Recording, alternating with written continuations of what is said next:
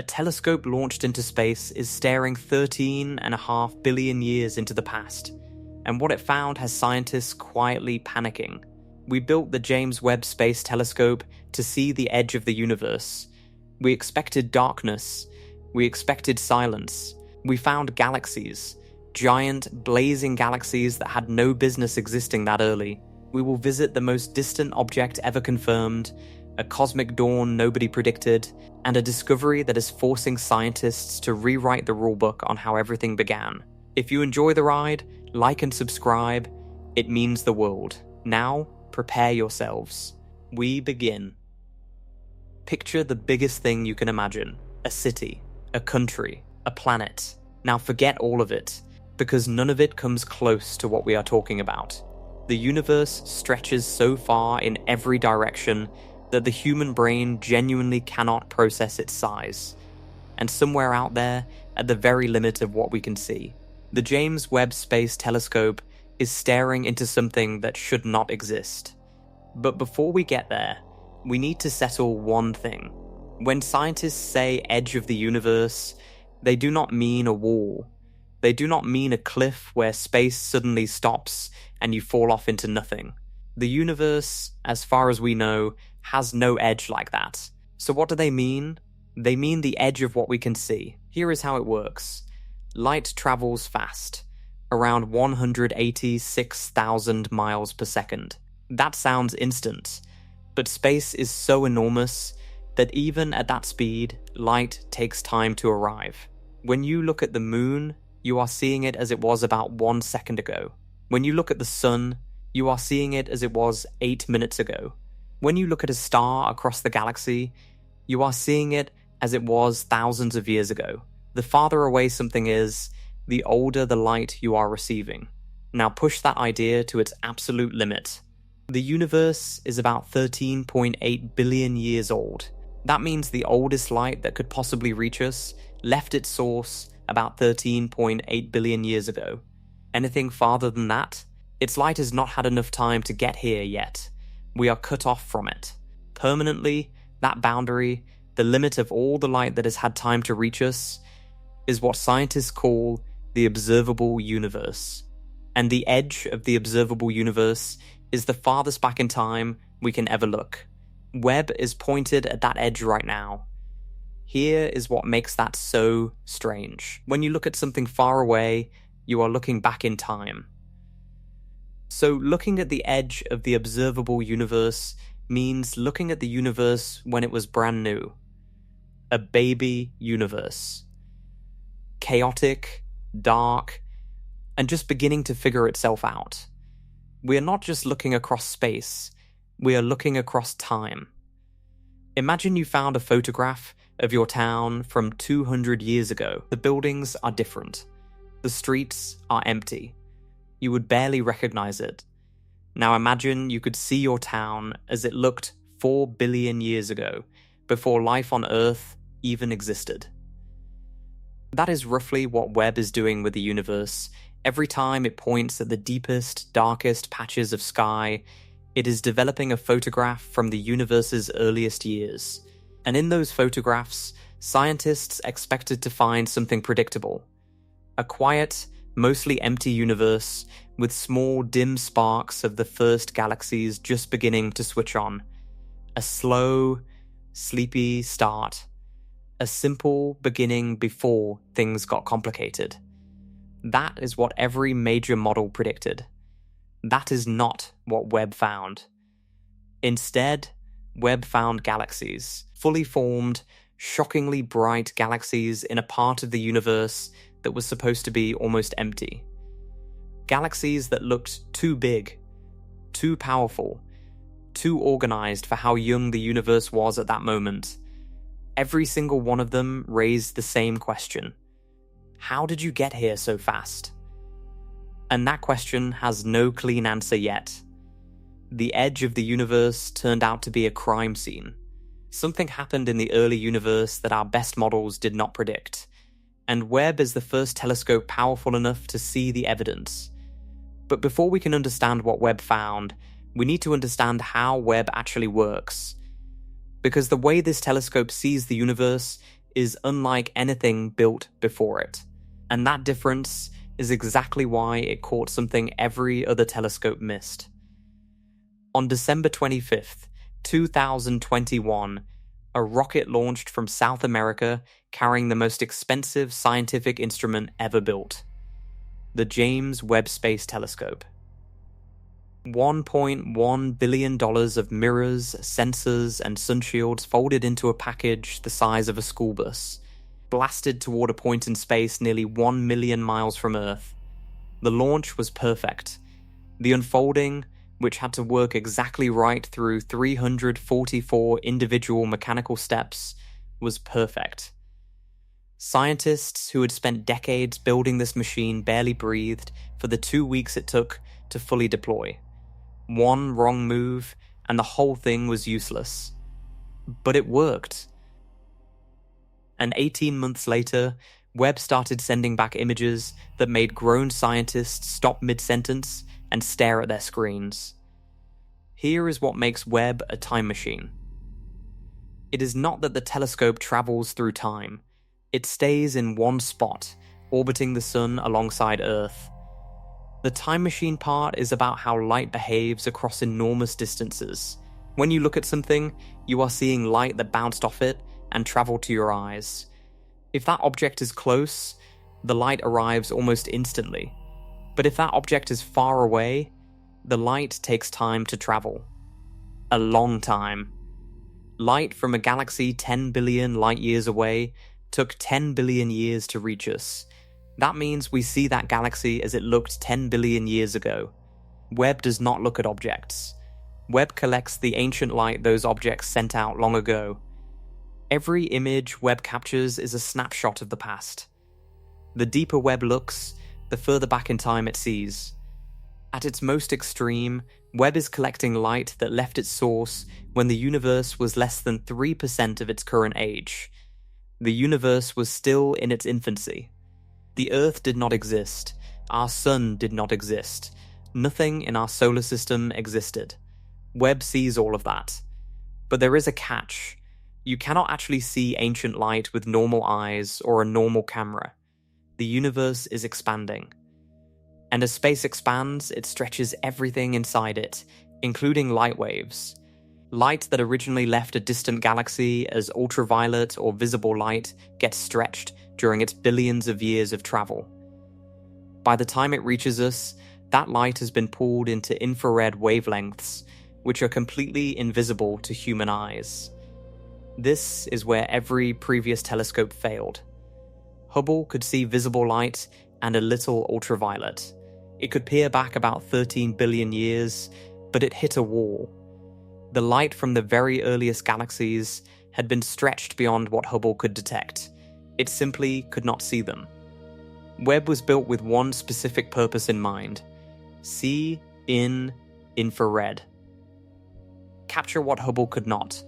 Push past that wall and look directly into the first few 100 million years of the universe.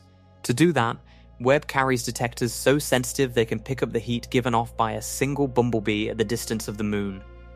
Its primary mirror, made of 18 hexagonal gold-coated segments, stretches over 21 feet across. Hubble's mirror was 8 feet. Webb's is nearly 3 times wider, which means it captures roughly 7 times more light. More light means seeing fainter objects. Fainter objects means seeing things farther away.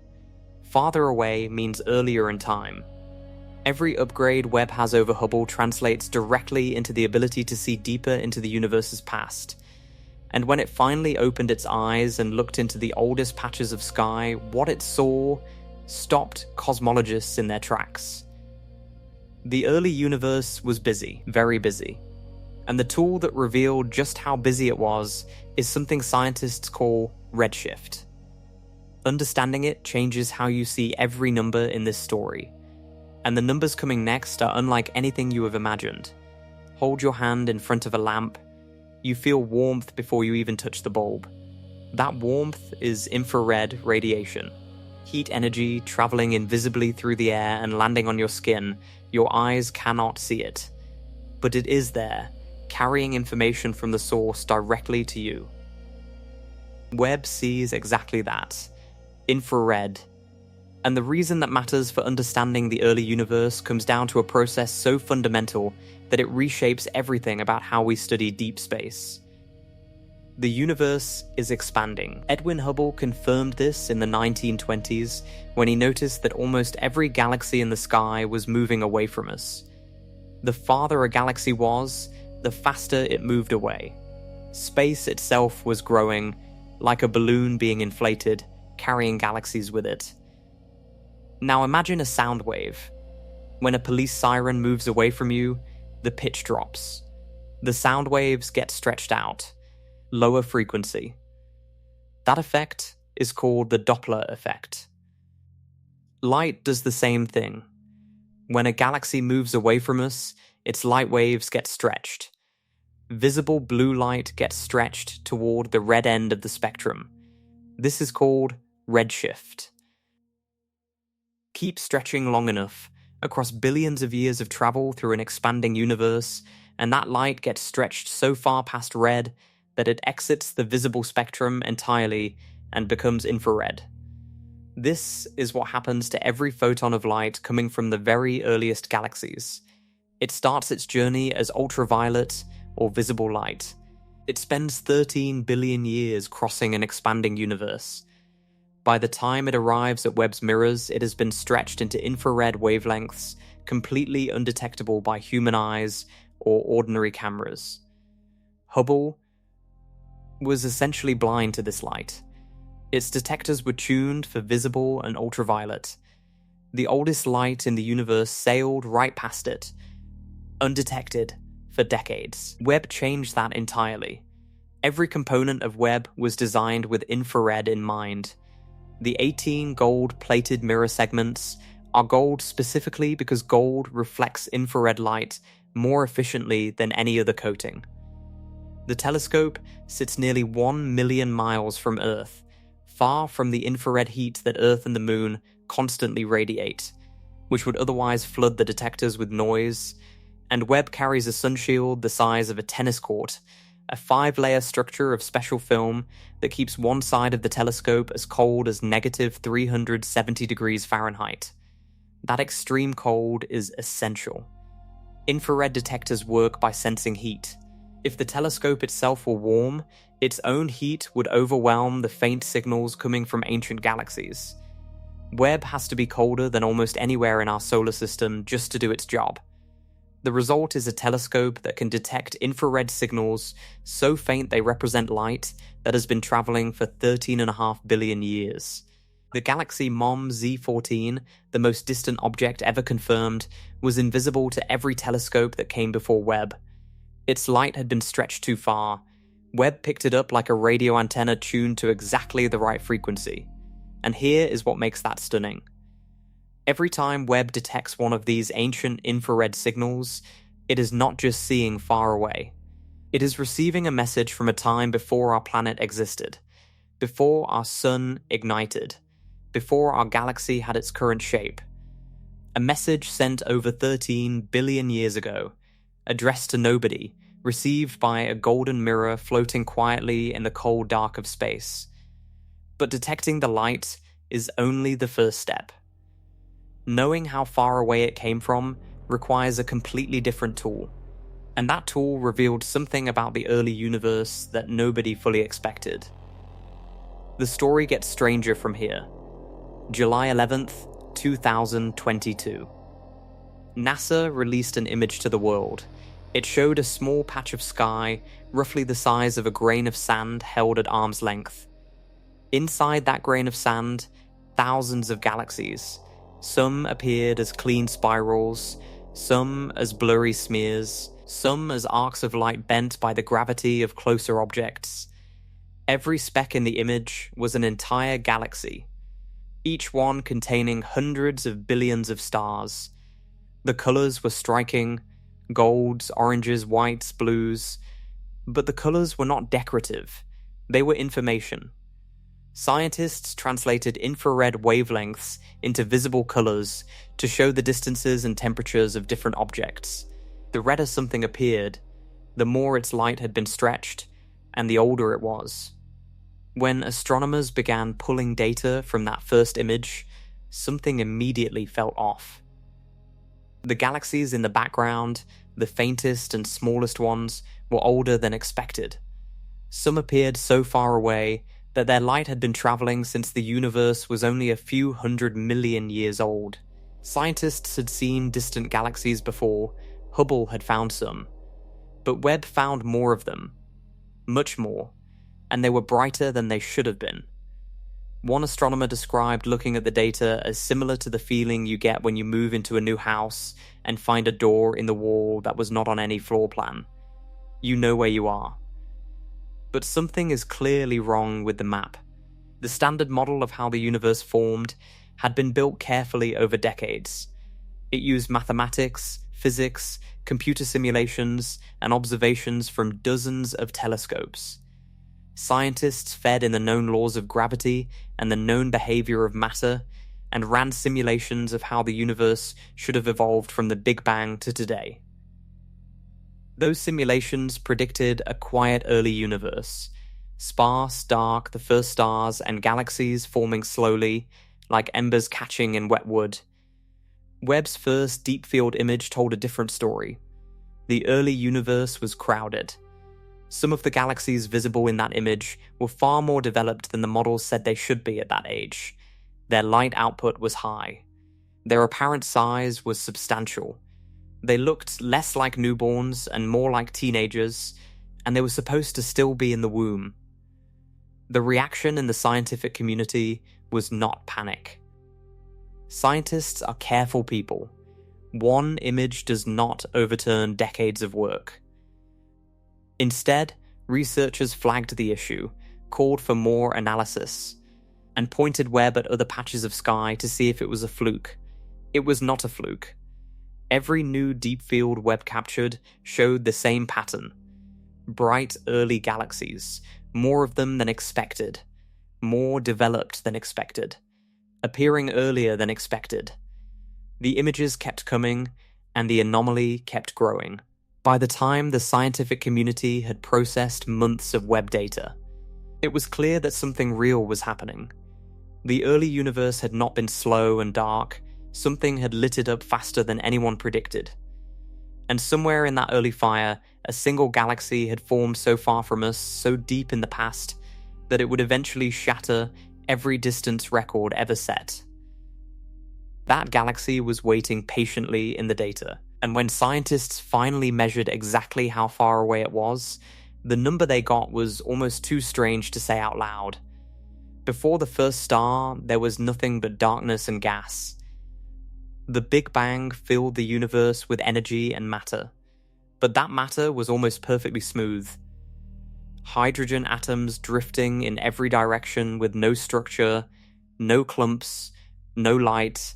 For hundreds of millions of years, the universe sat in total darkness. Astronomers have a name for this period. They call it the Cosmic Dark Ages. And it was not metaphorical. There were zero sources of light anywhere in the universe. Then gravity got to work. Gravity is patient. It does not rush. But given enough time and enough gas, gravity pulls matter together. Tiny differences in density, regions where the gas was even slightly thicker than average, became gravitational seeds. Those seeds pulled in more gas. The gas collapsed inward, temperatures rose, pressure built, and at some point, the core of a collapsing cloud of hydrogen became hot enough to trigger nuclear fusion. A star was born. The very first one. Nobody was there to see it. But the physics tells us it must have happened.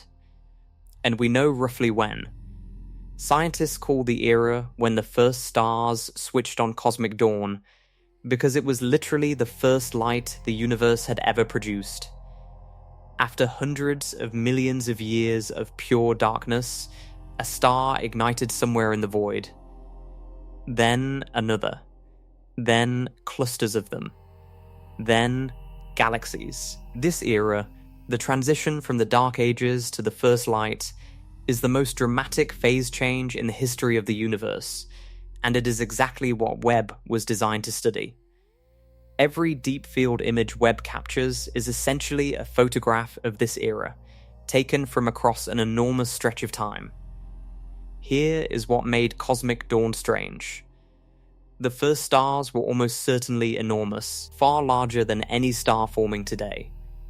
When the universe was young, there were no heavy elements, no carbon, no oxygen, no iron, just hydrogen and helium.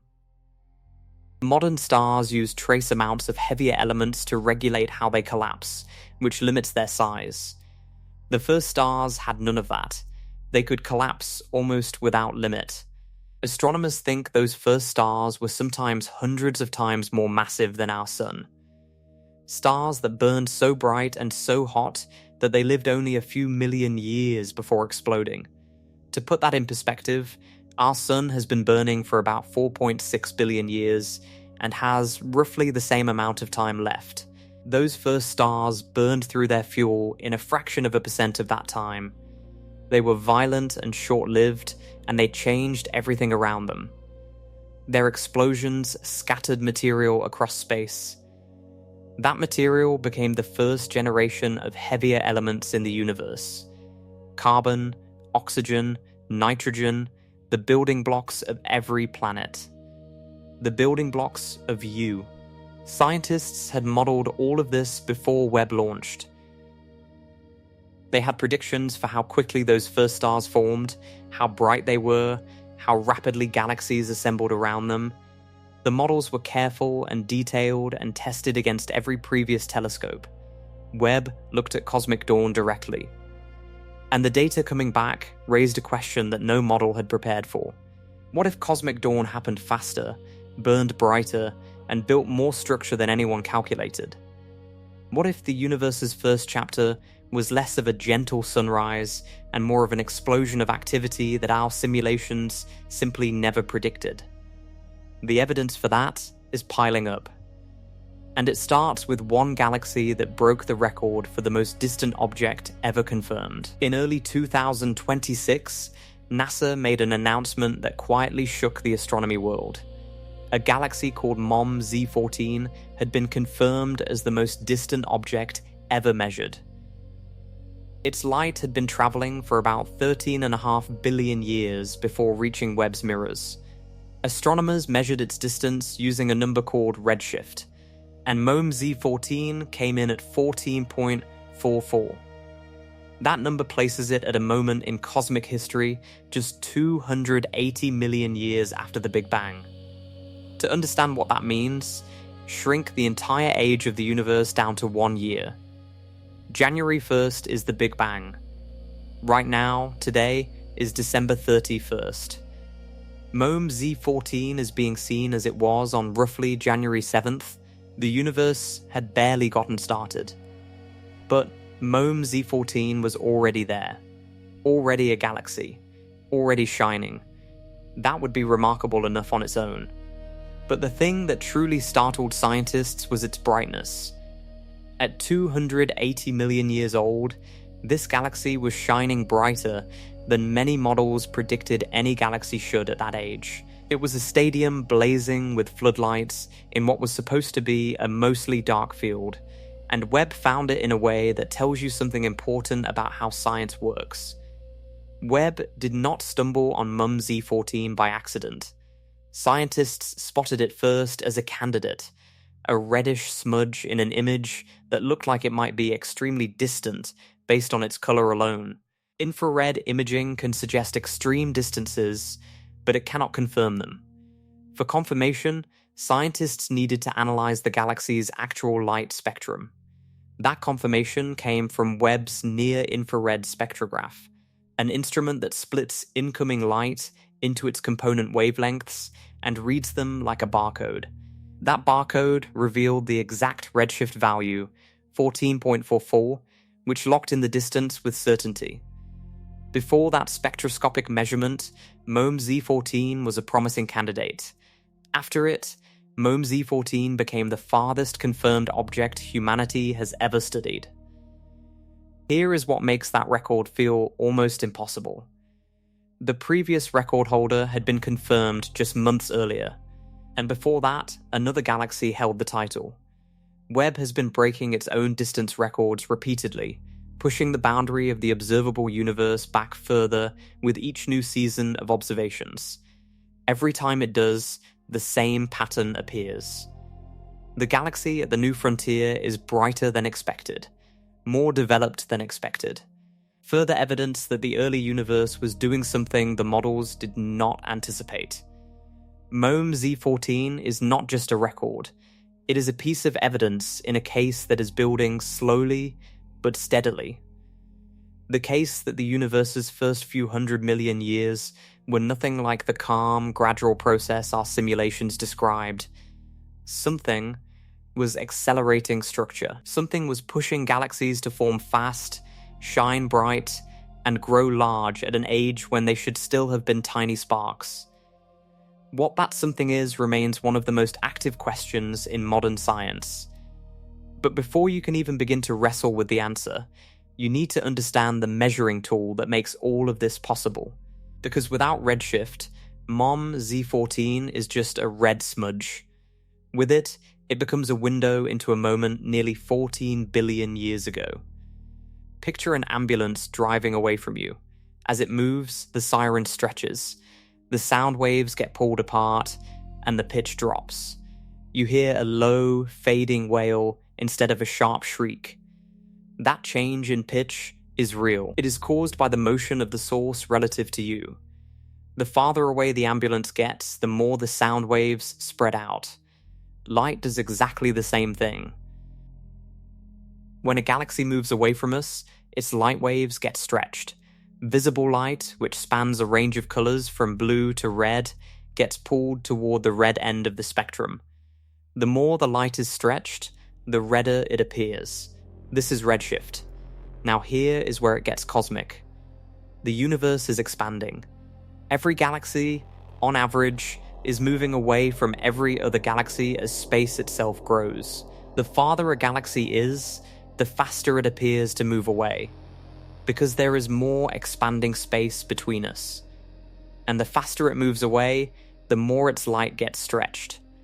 That means the amount of redshift in a galaxy's light is a direct clue to its distance. A little bit of redshift means a relatively close galaxy. A lot of redshift means a very distant, very ancient galaxy. Scientists measure redshift as a number, usually written simply as Z. A galaxy with a redshift of 1 had its light stretched to double its original wavelength. A galaxy with a redshift of 7 had its light stretched to 8 times its original wavelength. MOME Z14 has a redshift of 14.44. Its light has been stretched to more than 15 times its original wavelength. What started as ultraviolet radiation when it left that galaxy arrived at Webb as deep infrared, invisible to every instrument that came before. Here is how you use redshift to measure distance. Scientists know exactly how much the universe has expanded over its history. They have equations that describe the rate of expansion at different points in time, feed in a redshift value, and the equations spit out a distance and an age. A redshift of 14.44 tells us the galaxy existed 280 million years after the Big Bang, and that its light has been traveling for about 13.5 billion years. That calculation is not a guess. It is derived from well-tested physics and confirmed by multiple independent methods. When Webb's spectroscope locked in that number for MOM Z14, it was not an estimate, it was a measurement. But spectroscopy does more than just measure redshift. It reads the chemical fingerprint of whatever emitted the light. Every element absorbs and emits light at specific wavelengths, like a unique barcode. When scientists stretch those barcodes according to the measured redshift and match them to known elements, they can confirm the distance, identify what the galaxy is made of, and even estimate how fast new stars are forming inside it. This is how we know MOM Z14 was actively forming stars in a period when many models expected the universe to still be building its first structures. The spectroscope did not just tell us how far away it was, it told us something about what it was doing. And what it was doing was the problem. A galaxy that active, that bright, forming stars at that rate, at an age of 280 million years, should have needed much more time to build up. Instead, it arrived fully charged. And MOME Z14 is not alone. An entire population of galaxies like it is showing up in Webb's data, and each one raises the same uncomfortable question for our best scientific models. Imagine you are a city planner. You design a neighborhood from scratch. You calculate exactly how long it takes to lay foundations, build roads, run electricity, and put up houses. You map out a timeline. Year 1, bare land. Year 5, a few houses. Year 20, a small community. Year 50, a proper neighborhood. Now imagine you show up on day 1 and find a skyscraper already standing there. That is essentially what scientists found with MOME Z14. Our models of galaxy formation are not random guesses. They are built on well-understood physics. Gravity pulls gas together. Gas collapses into stars. Stars cluster into galaxies. Galaxies grow over billions of years by merging, feeding on more gas, and forming new generations of stars. The process has timelines, rates, expectations. At 280 million years after the Big Bang, a galaxy should be small and dim. The universe had only recently transitioned out of the Dark Ages. The first stars were just igniting. There simply had not been enough time for a lot of mass to collect, collapse, and organize into something large and luminous. MOME Z4 did not follow the timeline. Its brightness tells scientists that it contains an enormous number of stars, or stars that are far more productive than average, or both. Either way, building that much stellar mass in under 300 million years requires a pace of star formation that pushes up against the upper limits of what the known physics of gas collapse and gravity should allow. It is not impossible. The physics does not say it could not happen. What it says is that it should be rare, extremely rare, an outlier. A quirk, one strange galaxy that somehow beat the odds. But here is the problem Webb has been revealing. MOME Z14 is accompanied by a growing crowd of similar galaxies. Bright, early, substantial galaxies appearing across multiple Webb observations in different parts of the sky. Scientists expected a few quirks. They are finding a pattern. A pattern means it was not a fluke. A pattern means the early universe was doing something systematically different from what our models said. Something that consistently produced more brightness, more mass, more structure, earlier than expected. What could cause that? Several ideas are being studied seriously. One is that star formation in the early universe was far more efficient than it is today. In the modern universe, only a small fraction of available gas actually collapses into stars. Most of it gets blown away by radiation, stellar winds, and supernovae. If the early universe somehow converted gas into stars at a much higher rate, galaxies could have brightened much faster. Another idea involves the nature of the first stars themselves. Those early giants burned at extreme temperatures and emitted enormous amounts of ultraviolet radiation. They may have triggered chain reactions of star formation in nearby gas clouds, lighting up regions of the universe with startling speed. A third possibility is that our understanding of dark matter, the invisible substance that makes up most of the universe's mass, is incomplete. If dark matter clumped into dense structures faster than current models predict, it would have provided the gravitational scaffolding for galaxies to assemble more quickly. Each of these ideas is being tested right now using Webb's data. None of them has a complete answer yet. And none of them explains the full scale of what Webb keeps finding, because the brightness of individual galaxies is only one part of the puzzle. The other part is just how many of these bright early galaxies keep showing up. And that number is the part that is genuinely making scientists uncomfortable. One strange galaxy is a curiosity. 2 is a coincidence. A dozen is a question. Dozens upon dozens across every patch of sky Webb examines is a crisis. Scientists call it the too many, too bright problem. And it is arguably the most disruptive finding of the Webb mission so far. Here is the core of it. When astronomers built their standard model of how the universe evolves, they made predictions about how many bright galaxies should exist at each point in cosmic history. Those predictions were not casual guesses. They came from decades of observations, thousands of research papers, and supercomputer simulations running hundreds of thousands of hours of calculation. The prediction said that in the first billion years after the Big Bang, bright galaxies should be rare. The universe was young, structure had barely begun to form, only the very luckiest collections of gas, in the most favourable environments, should have had time to collapse into anything large enough to show up clearly in a telescope. Webb looked into the first billion years, and the bright galaxies were not rare. They were everywhere.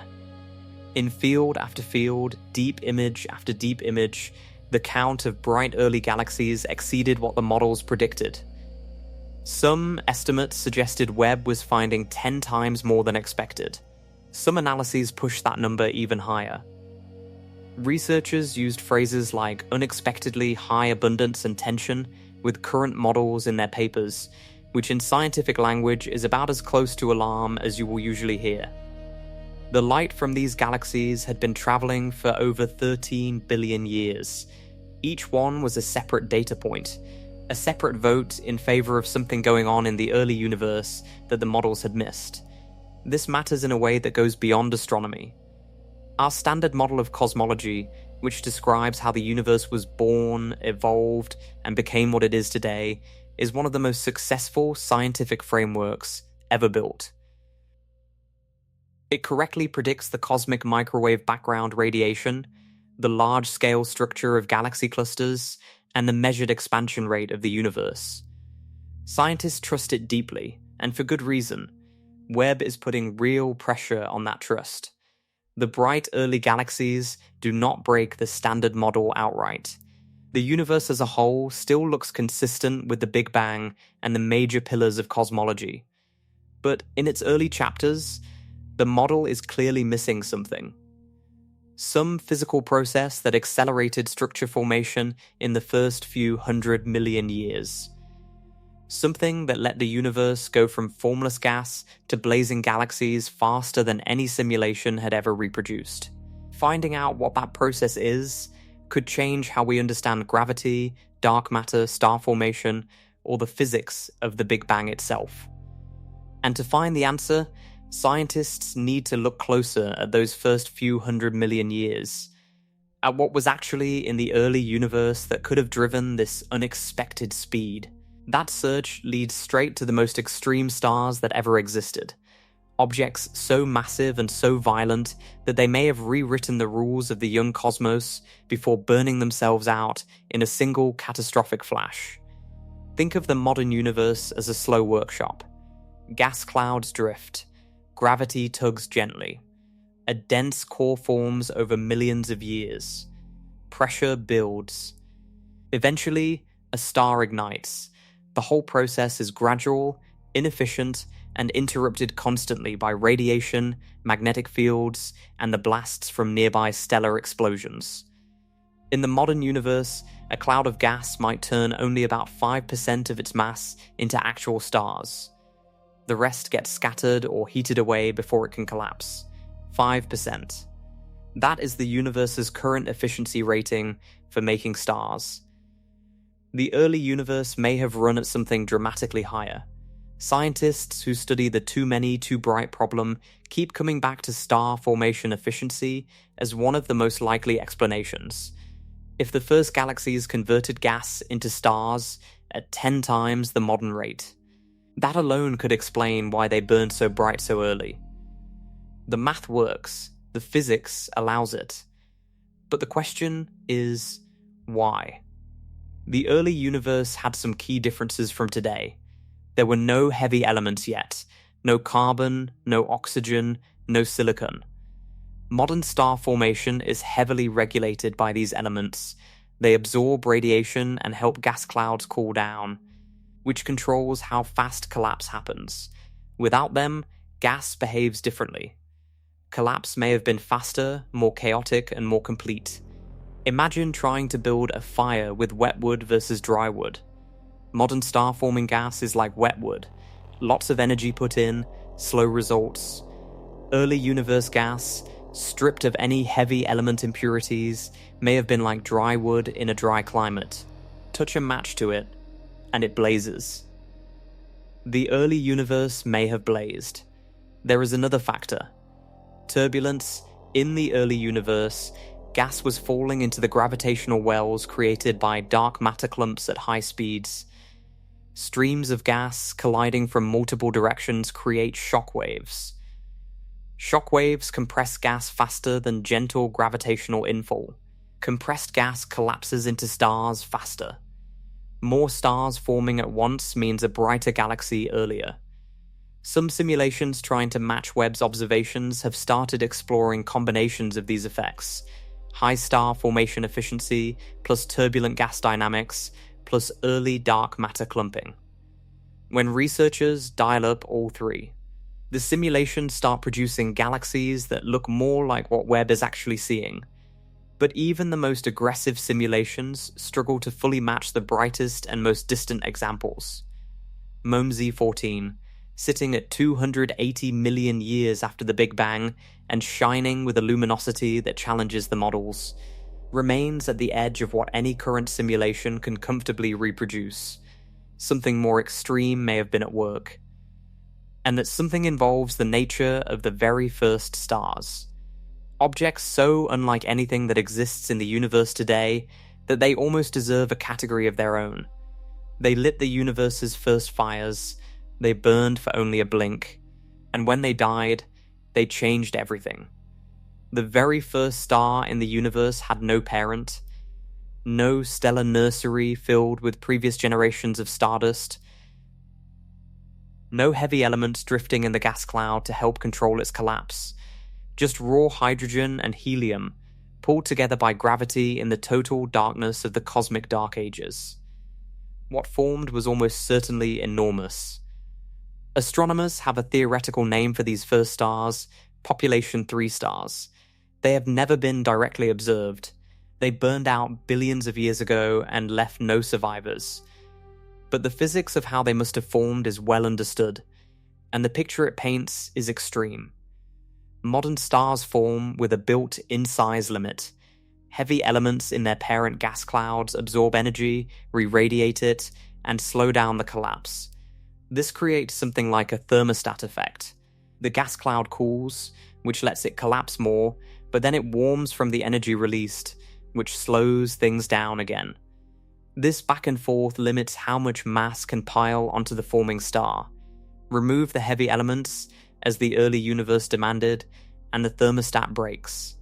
Without that regulation, a collapsing gas cloud in the early universe may have kept piling on mass almost without limit.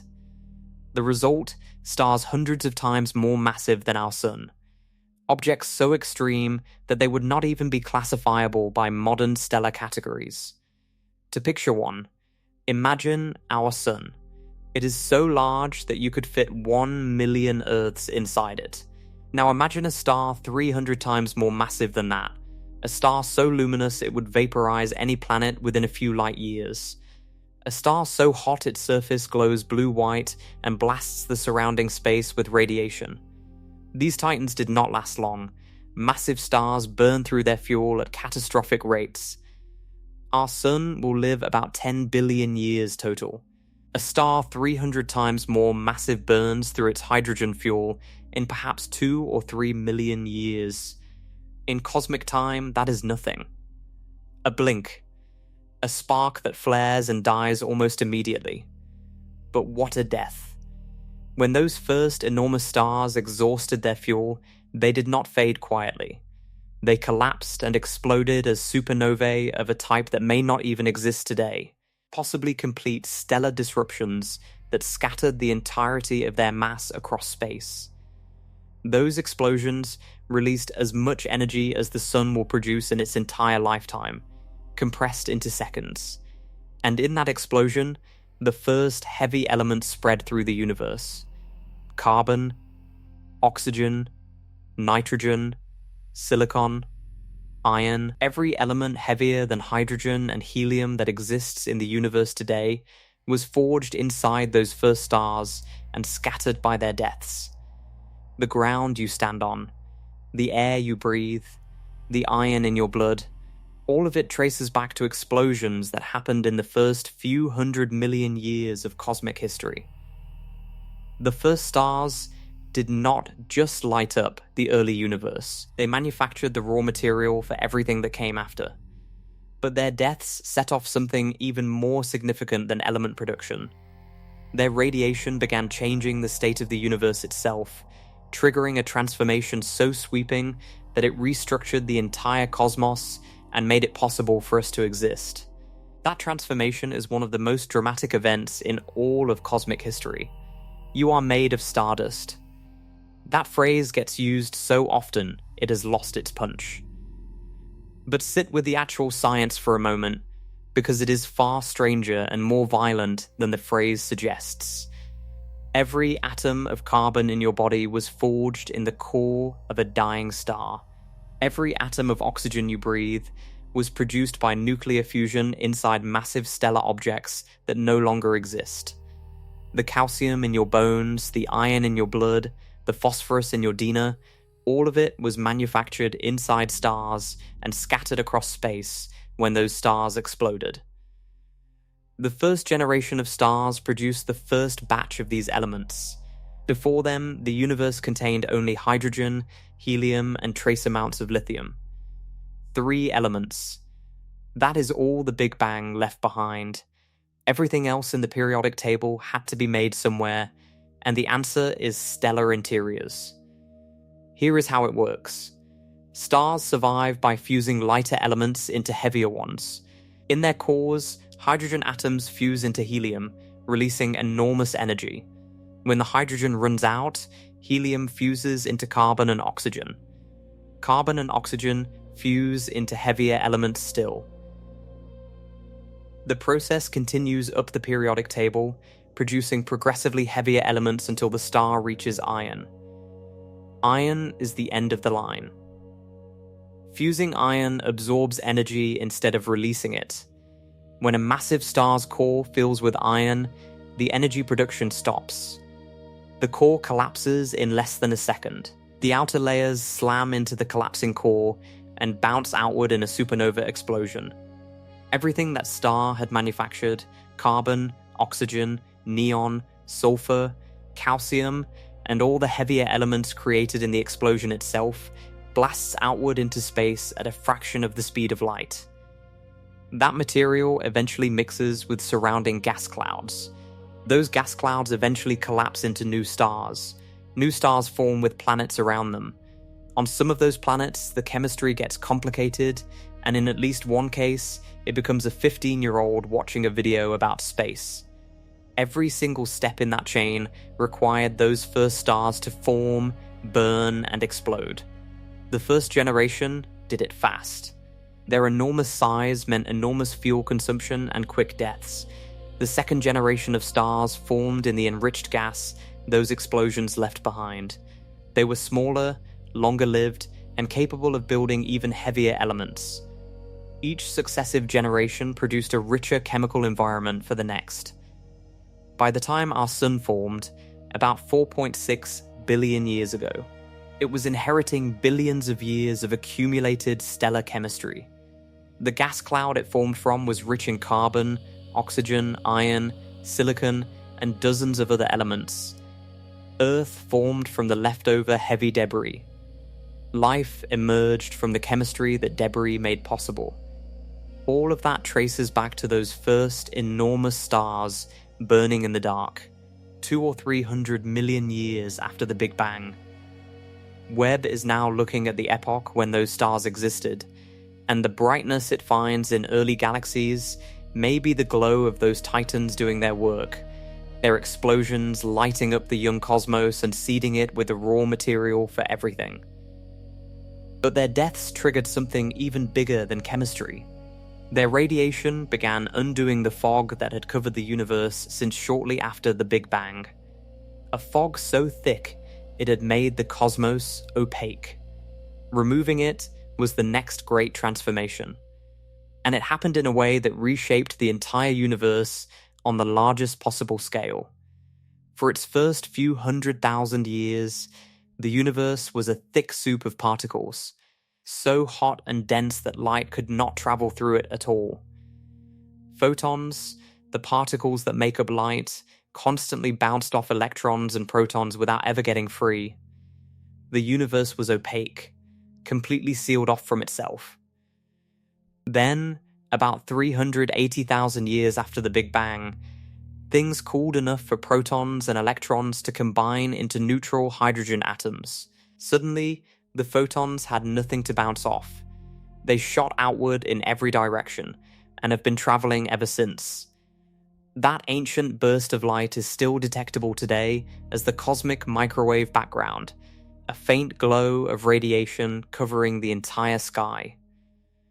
After that, the universe went dark again. Neutral hydrogen does not emit light. It just drifts. The Dark Ages began, and for hundreds of millions of years, the cosmos sat in total silence and total darkness, the fog of neutral hydrogen blanketing everything. Then the first stars switched on. Stars produce intense ultraviolet radiation. That ultraviolet light slams into neutral hydrogen atoms and strips away their electrons in a process called ionization. Individual stars can ionize the hydrogen immediately around them, creating bubbles of clear space. But the early universe was full of neutral hydrogen across vast distances. Ionizing all of it required an enormous source of ultraviolet radiation, sustained over millions of years. The first galaxies provided that source. As more and more stars formed and more galaxies assembled in the early universe, the collective blast of ultraviolet radiation from all of them began to grow. The ionized bubbles around individual galaxies grew larger. They began to overlap. Slowly, the fog of neutral hydrogen was burned away from the inside out. This process is called reionization, and it took hundreds of millions of years. It began sometime around 200 to 300 million years after the Big Bang, and completed somewhere around 1 billion years after. By the time reionization was done, the entire intergalactic medium, the space between galaxies, had shifted from opaque neutral hydrogen to transparent ionized plasma. The universe went from foggy to clear. This matters enormously for understanding what Webb sees. During the reionization era, the universe was a patchwork of opaque regions and clearing bubbles. Galaxies sat inside their own cleared zones, separated by walls of neutral hydrogen that absorbed and blocked light. This created a complex, uneven picture of early cosmic structure. Webb is now collecting data from inside that era. The galaxies it finds at extreme redshifts, like MOM Z14, existed during or just before the peak of reionization. Their light passed through patches of that ancient neutral hydrogen fog on its way to us, and those patches left marks on the light spectrum that Webb can read. Each of those marks is a clue. By studying exactly which wavelengths got absorbed, scientists can map where the neutral hydrogen fog was thickest and where the clearing bubbles had already formed. It is like reading a weather map of the early universe, and what that map is showing scientists is that reionization may have proceeded faster in some regions than others. Some areas cleared early, driven by particularly bright and active galaxies, others lagged behind. The process was messy and uneven in ways that current models are still struggling to fully capture. Webb is in the middle of mapping it all, and the more it maps, the more one question keeps coming up. Why were those early galaxies so capable of driving reionization at such an early point in cosmic time? The answer connects directly back to the brightness problem, to the too many too bright finding, and to a chain of discoveries that keeps pulling the origin of structure further and further back toward the Big Bang. For decades, scientists had a picture of the early universe that made sense, clean, logical, and supported by every observation available at the time. The picture went like this. The Big Bang produced a universe of mostly hydrogen and helium gas. Gravity slowly began pulling that gas into clumps. The clumps took millions of years to collapse into the first stars. Those first stars formed in isolation one by one in the deepest dark. Gradually, over hundreds of millions of years, those stars clustered into the first tiny, dim galaxies. Those galaxies slowly grew by merging with neighboring galaxies and pulling in surrounding gas. Early on, everything was sparse, small, and faint. The universe was like a room that someone was slowly filling with furniture. At first, almost nothing, then a little, then more. But for the first billion years, the room was mostly empty. This model was called the slow dawn picture. And it was not careless science. It was the result of integrating everything researchers knew about gravity, gas dynamics, dark matter, and stellar physics. It was tested against all available data, and it held up. Multiple telescopes confirmed that galaxies in the distant universe tended to be smaller and fainter than nearby ones. That fit the idea of slow growth perfectly. The problem is that the data those telescopes were working with stopped at a certain depth. The most distant galaxies Hubble could confirm existed at redshifts of around 10 or 11. Beyond that, the objects were too faint, and the light had been stretched too far for Hubble's instruments to handle. Researchers extrapolated from what they could see and assumed the trend continued. Fewer galaxies, smaller galaxies, dimmer galaxies. The further back you look. Webb looked further, and the trend reversed. Instead of fewer and dimmer galaxies, Webb found more and brighter ones. Galaxies that were not following the slow growth script. Galaxies with stellar masses that should have taken longer to build. Active galaxies forming stars at rates that implied a level of efficiency the slow dawn model had never assigned to that era. The slow dawn model did not collapse entirely. Its basic framework still holds for the universe as a whole, but in its description of the first billion years, it was clearly incomplete. Something it was missing was allowing the early universe to build structure faster and more aggressively than the model assumed. Researchers are now in the middle of a major revision effort. Teams around the world are running new simulations with adjusted parameters, testing what happens when you increase early star formation efficiency, modify dark matter behavior, or change how quickly the first gas clouds cooled and collapsed. Some of these adjusted simulations are starting to produce results that look more like what Webb is seeing, but none of them fully explains the most extreme cases. MOME Z14 and galaxies like it still sit at the outer edge of what even the adjusted models can accommodate. And there is something else worth sitting with. Every time astronomers have pushed to a new level of depth in the universe, they have found surprises. Hubble surprised them. Spitzer surprised them. Each new generation of instrument forced a revision of the previous picture. Webb is doing the same thing, but bigger. The revisions it is demanding are not minor tweaks. They reach into the most fundamental assumptions about how structure forms in the early universe. That process is exactly what science is supposed to do. But the scale of the revision Webb is driving is starting to make some researchers ask a more radical question. What if the problem is not just a missing parameter in our simulations, but something deeper about our understanding of the cosmos? That question leads into territory that gets genuinely strange. And it starts with an invisible force that shapes everything, including how fast the first galaxies could ever have formed. Imagine you are trying to read a sign a mile away.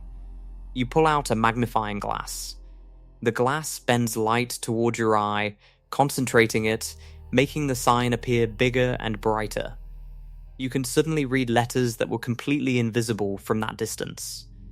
Now imagine the magnifying glass is not a piece of glass at all. It is an entire galaxy cluster containing hundreds of trillions of times the mass of our Sun, sitting between you and something even more distant. That is gravitational lensing.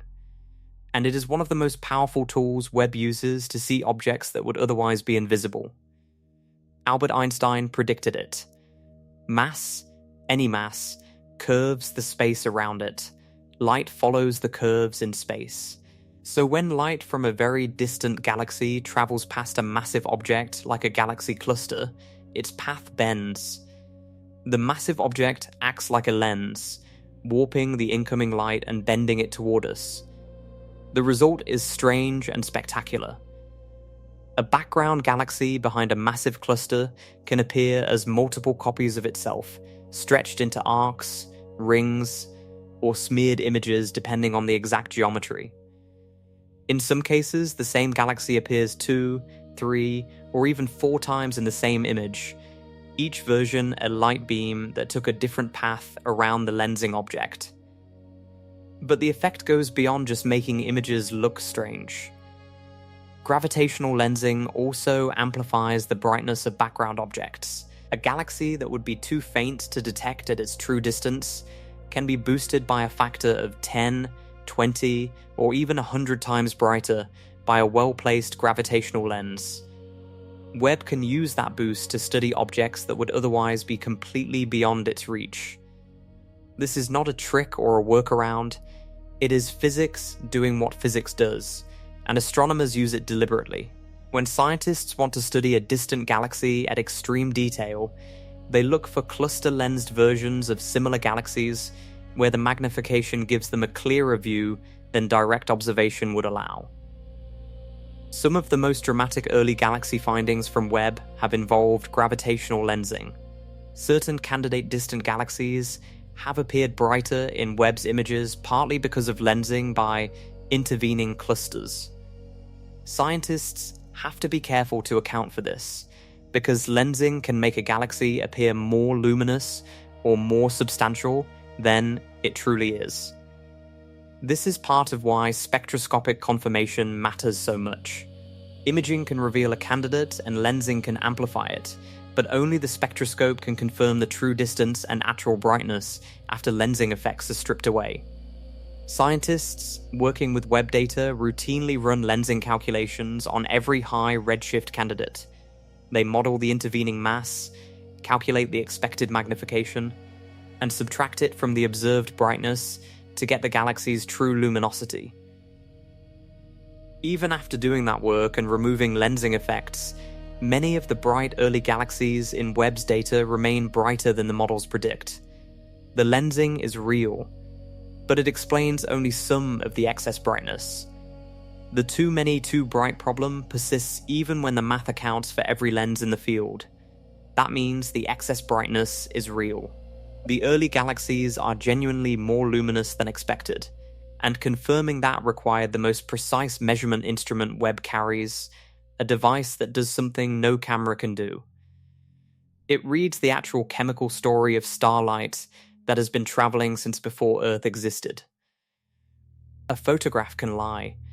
An image in a camera, even Webb's extraordinary cameras, records brightness and position. It cannot tell you the distance to an object. It cannot tell you the object's true physical properties. It cannot even tell you with certainty that what looks like a distant galaxy is actually a distant galaxy and not something else, like a faint nearby star with an unusual color. To get to the truth, scientists need spectroscopy, and without it, none of the records Webb has set, including MOMZ14, would be scientifically valid. Here is what a spectrograph does. It takes the incoming light from an object and spreads it out by wavelength, the way a prism splits sunlight into a rainbow. The result is a spectrum, a detailed map of how much light the object is emitting at every wavelength across a wide range. That spectrum is packed with information. Every element in the universe absorbs and emits light at specific wavelengths. Hydrogen absorbs light at a very precise set of wavelengths. Oxygen has its own unique set. Carbon, helium, nitrogen, each one leaves its own signature in the spectrum. These signatures are as reliable as fingerprints. They do not change. They are the same whether you measure them in a lab on Earth or in a galaxy 10 billion light-years away. When scientists look at the spectrum of a distant galaxy, they see those familiar absorption lines. But they are not where they should be. They are shifted, moved toward longer, redder wavelengths. The amount they have shifted is the redshift. Measure the shift, and you have the distance. This is why spectroscopy is the gold standard. A photograph can give you a redshift estimate by comparing how red an object appears across different filter images. That estimate might be close, but it might be wrong by a large margin. Photometric redshifts, as they are called, have error bars large enough to make distance estimates unreliable for the most extreme objects. Spectroscopic redshifts are a different category of measurement entirely. The absorption lines are in specific locations. The shift is measured precisely. The distance is locked in with a certainty that photographs alone cannot provide. This is why Webb's confirmation of MOM-Z14 in early 2026 was significant. Before spectroscopic confirmation, MOM-Z14 was a high redshift candidate. After it, the number 14.44 was confirmed. The galaxy was real, its distance was real, and its place in cosmic history was settled. The instrument Webb used for this confirmation is called the Near-Infrared Spectrograph. It is capable of measuring the spectra of up to 200 objects simultaneously, using tiny shutters that open and close to select specific targets in the field of view. In a single observation, it can confirm dozens of high redshift candidates at once. This is how Webb is accelerating the science of the early universe. Previous telescopes confirmed distant galaxies one or two at a time, spending enormous amounts of observation time on each. Webb can do dozens simultaneously, building up a confirmed sample of early galaxies far faster than ever before. That sample is what makes the too many, too bright problem statistically solid. Dozens of confirmed galaxies, each with measured redshifts and measured luminosities, each telling the same story. The early universe was building things faster than expected. Understanding why requires going deeper into what those spectra actually show about what was happening inside those ancient galaxies. And one number in those spectra tells a story so extreme that it changes how you understand the entire era. Webb's near-infrared spectrograph sees things no other instrument has ever managed. And what it is finding inside the light of ancient galaxies is forcing scientists to update their understanding of how young galaxies actually behave. When the spectrograph locks onto a distant galaxy and spreads its light into a spectrum, the result is not just a distance measurement. It is a complete chemical and physical profile of the galaxy at the moment that light left it, billions of years ago. The spectrum reveals the temperature of the gas. It reveals which elements are present and in what amounts. It shows whether the galaxy is actively forming stars and at what rate. It can identify whether the galaxy has a supermassive black hole at its center that is actively feeding and blasting out radiation. It can even estimate the total mass of the galaxy's stars, all of that from a smudge of light that has been traveling for over 13 billion years. For MOM-Z14, the spectrograph confirmed its redshift at 14.44, but it also showed something about the galaxy's character. The spectral features suggested an actively star-forming system, a galaxy in the middle of building itself, doing so at a pace that implied significant stellar mass accumulation in an extremely short time.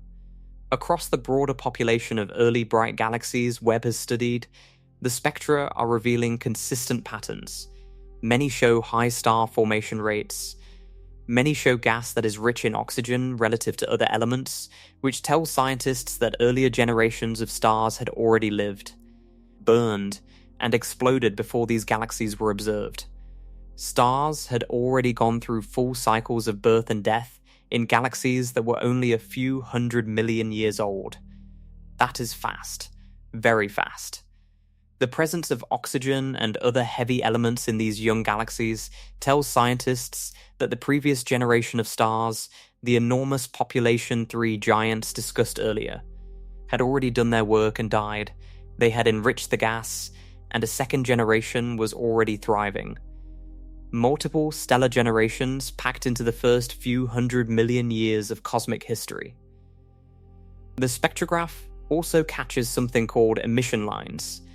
These are bright spikes in the spectrum produced when ionized gas around young stars glows.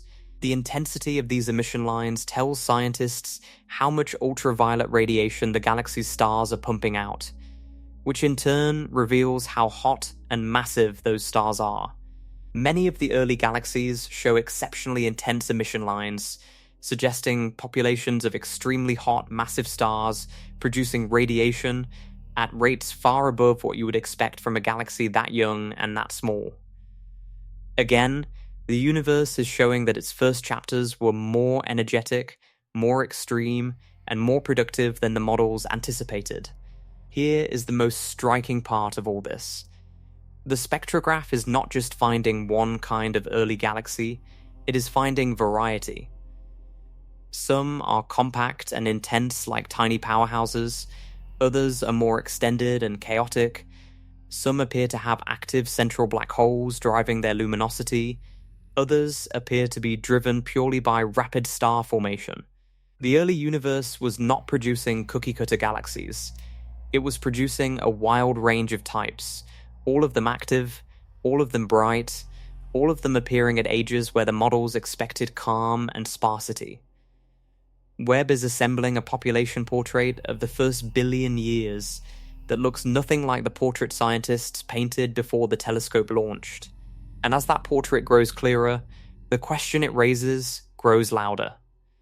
How much of our fundamental understanding of galaxy formation needs to change? The answer to that question gets more complex with every new confirmed galaxy. And the complexity deepens considerably when you bring in the invisible force that may have been driving everything from the very beginning. Numbers in science can feel cold, distant, hard to connect to anything real. A redshift of 14.44 sounds like a technical detail, something for specialists in a conference room. But sit with what that number actually represents, and it becomes one of the most staggering facts in all of human knowledge. Start with the universe's age. 13.8 billion years old. Now imagine compressing all of that time into a single calendar year. January 1st, 1 second after midnight, is the Big Bang. Every major event in cosmic history falls somewhere across those 12 months. The first stars ignite in mid-January. The Milky Way begins forming sometime in late winter. Our solar system forms in early September. Dinosaurs appear in the third week of December. All of recorded human history, every war, every civilization, every invention, fits inside the last 14 seconds of December 31st. MOME Z14 is being seen as it existed on roughly January 7th, 7 days into the year. The universe had barely drawn its first breath, and yet a galaxy was already there, already shining, already building stars at a furious pace.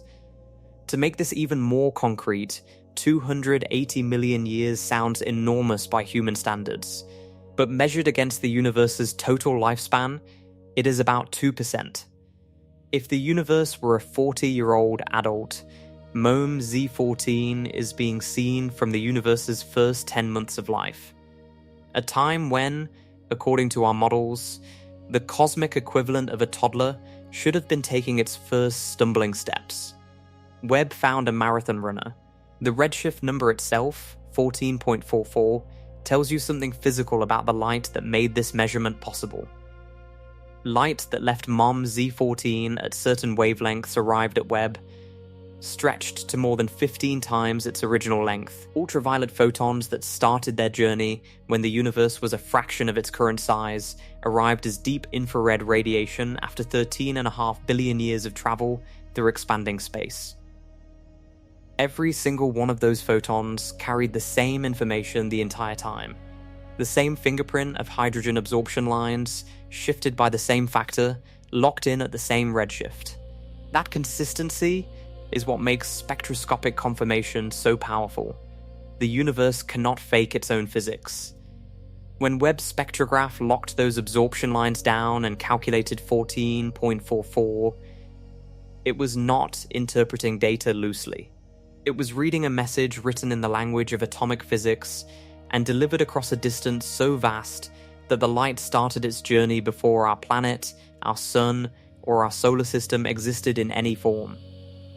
That is what one number contains. A distance. An age.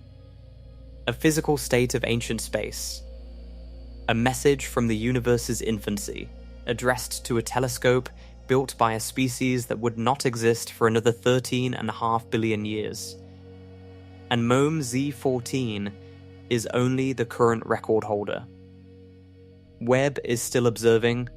New candidates are being processed, new spectra are being measured. There is strong reason to believe that even more distant objects, galaxies seen at an even earlier moment in cosmic history, are already sitting in Webb's data, waiting for analysis. Each new record pushes the known boundary of the observable universe a little further back. Each new confirmed distance adds one more data point to a pattern that is becoming impossible to dismiss. The universe grew up faster than we thought, and the youngest confirmed snapshot we have of it is already stunning scientists. But none of this would mean anything without the community of researchers doing the work of checking, rechecking, and challenging every result. Science at this frontier is a process, not a single discovery. And the way that process works reveals something important about why Webb's findings carry real weight. One fast runner does not disprove the laws of biology. One is still within the range of natural variation. One can be explained away. But if an entire starting line of runners breaks the world record simultaneously, something deeper is going on. That is exactly the situation Webb has created in cosmology. For most of the mission's first years, headlines focused on individual record-breaking galaxies. The most distant, the brightest for its age, the most massive for its era. Each one was presented as an outlier, an extraordinary find in an otherwise normal universe. And individual outliers, while exciting, do not break models. Models are built to allow for rare exceptions. What breaks models is a population. When astronomers began systematically cataloguing the galaxies Webb found in the first billion years of cosmic history, and counting how many were unexpectedly bright, the numbers stopped looking like exceptions. Survey after survey found more luminous early galaxies than the standard model predicted. The excess was not marginal. Depending on the exact brightness threshold and the redshift range examined, Webb was finding several times more bright early galaxies than the models allowed for. Several times more. Across multiple independent surveys. In different patches of sky, using different analysis methods, the excess kept appearing. In statistics, when a measurement keeps showing the same unexpected result across independent datasets, scientists say the signal is robust. A robust signal is not a coincidence. A robust signal means something real is causing it. The signal Webb is showing for bright early galaxies is robust. This is what transformed the early JWST findings from exciting curiosities into a genuine scientific problem demanding explanation.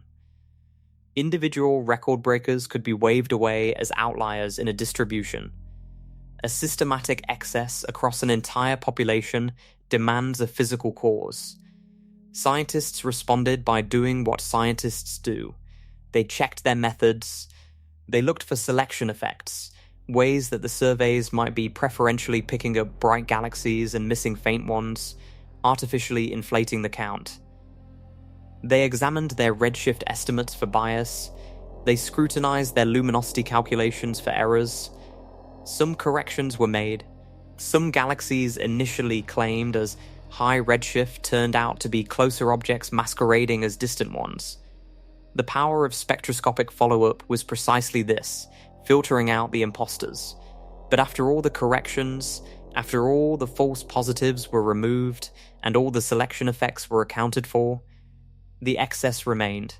Fewer bright early galaxies than initially claimed, but still more than the models predicted.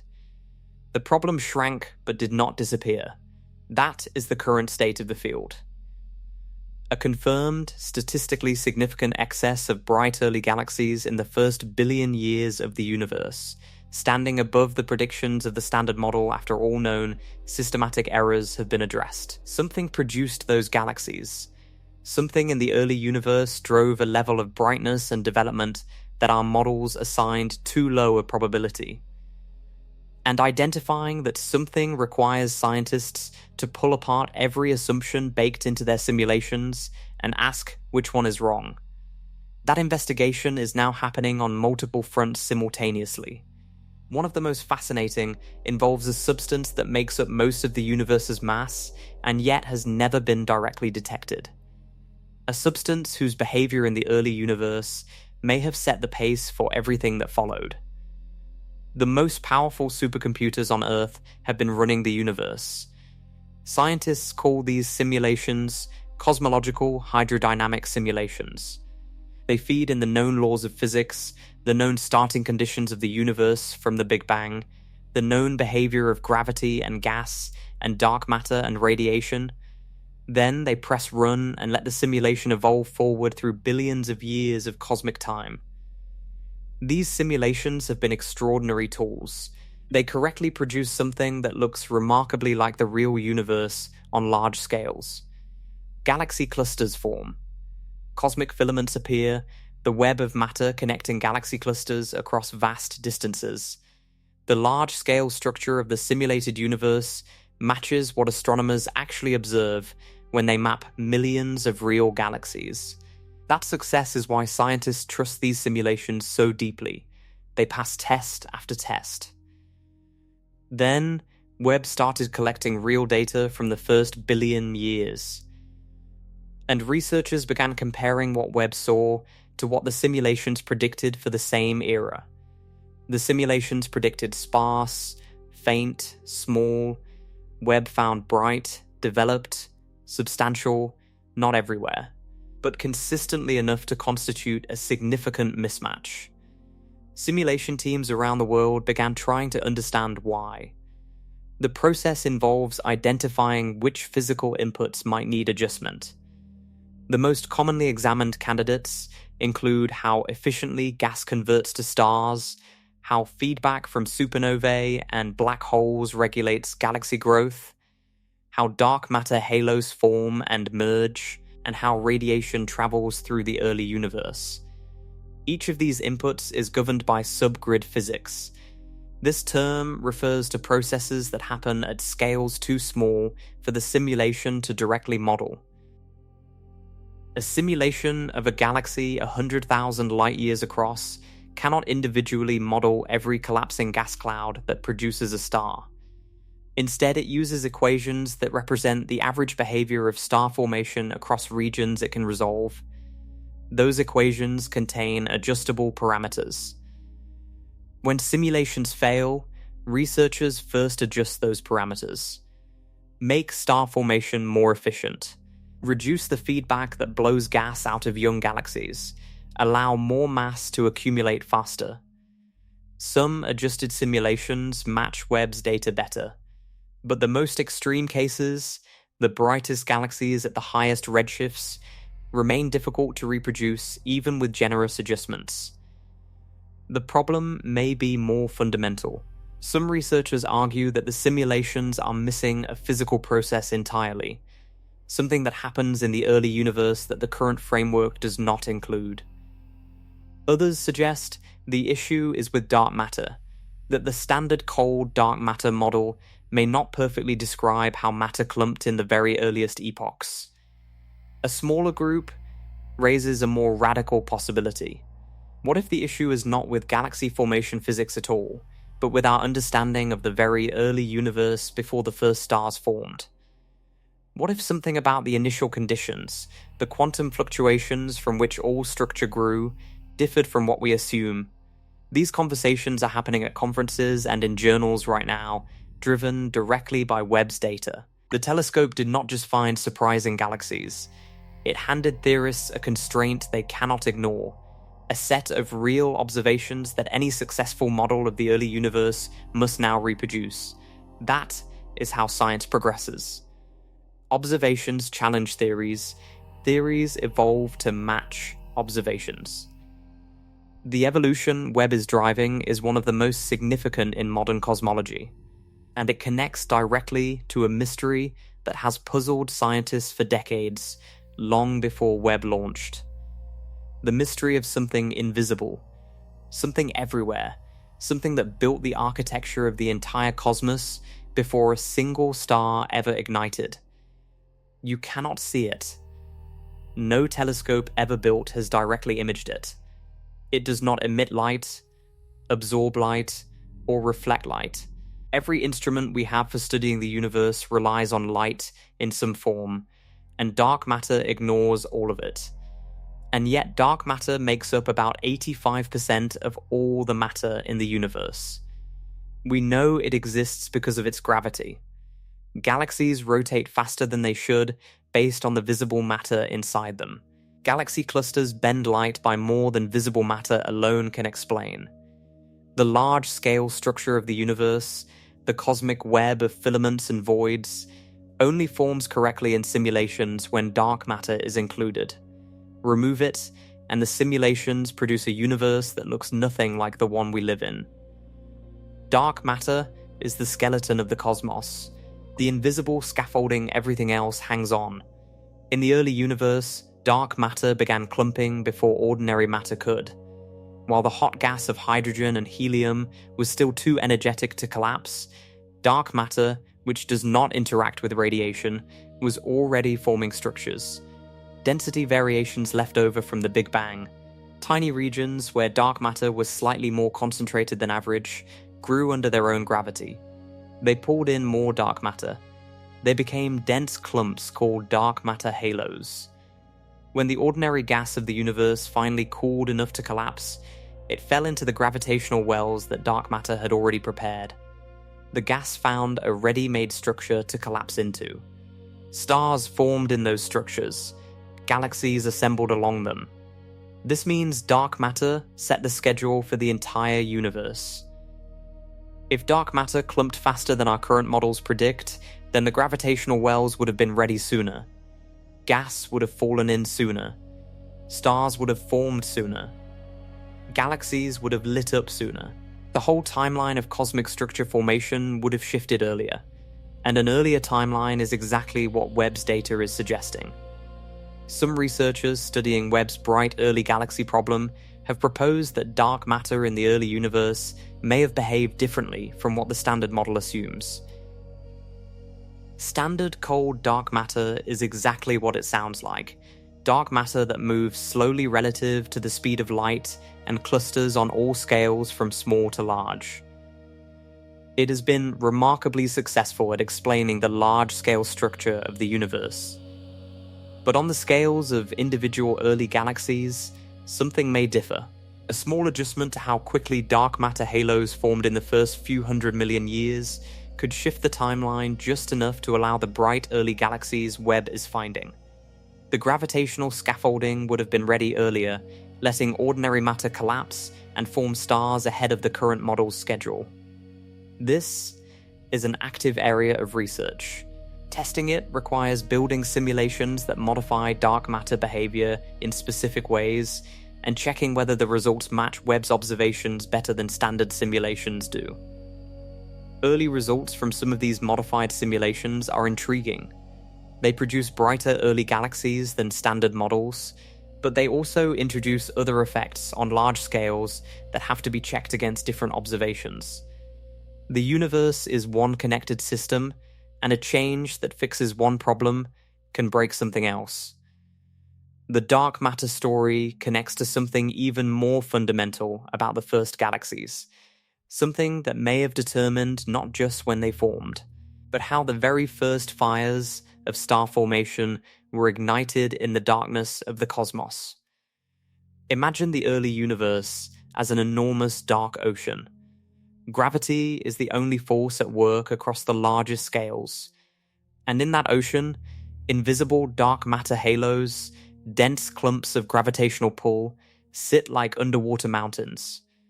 Ordinary matter, the hydrogen and helium gas drifting everywhere, flows like water across that landscape.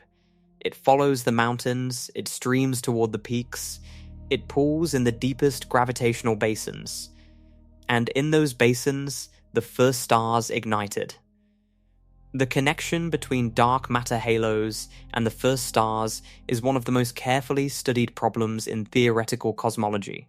Scientists believe that the very first stars formed inside the smallest dark matter halos, structures about 1 million times the mass of our Sun. That sounds enormous, but in cosmological terms it is tiny, far smaller than any galaxy. Inside those halos, gas collected and cooled. The cooling was slow at first, because in the early universe the only way hydrogen gas could lose energy and condense was through a specific molecular process involving hydrogen molecules. These molecules radiated energy away as infrared light, allowing the gas to cool and collapse further. Once the gas collapsed enough, temperatures and pressures at the core triggered nuclear fusion. The first star switched on.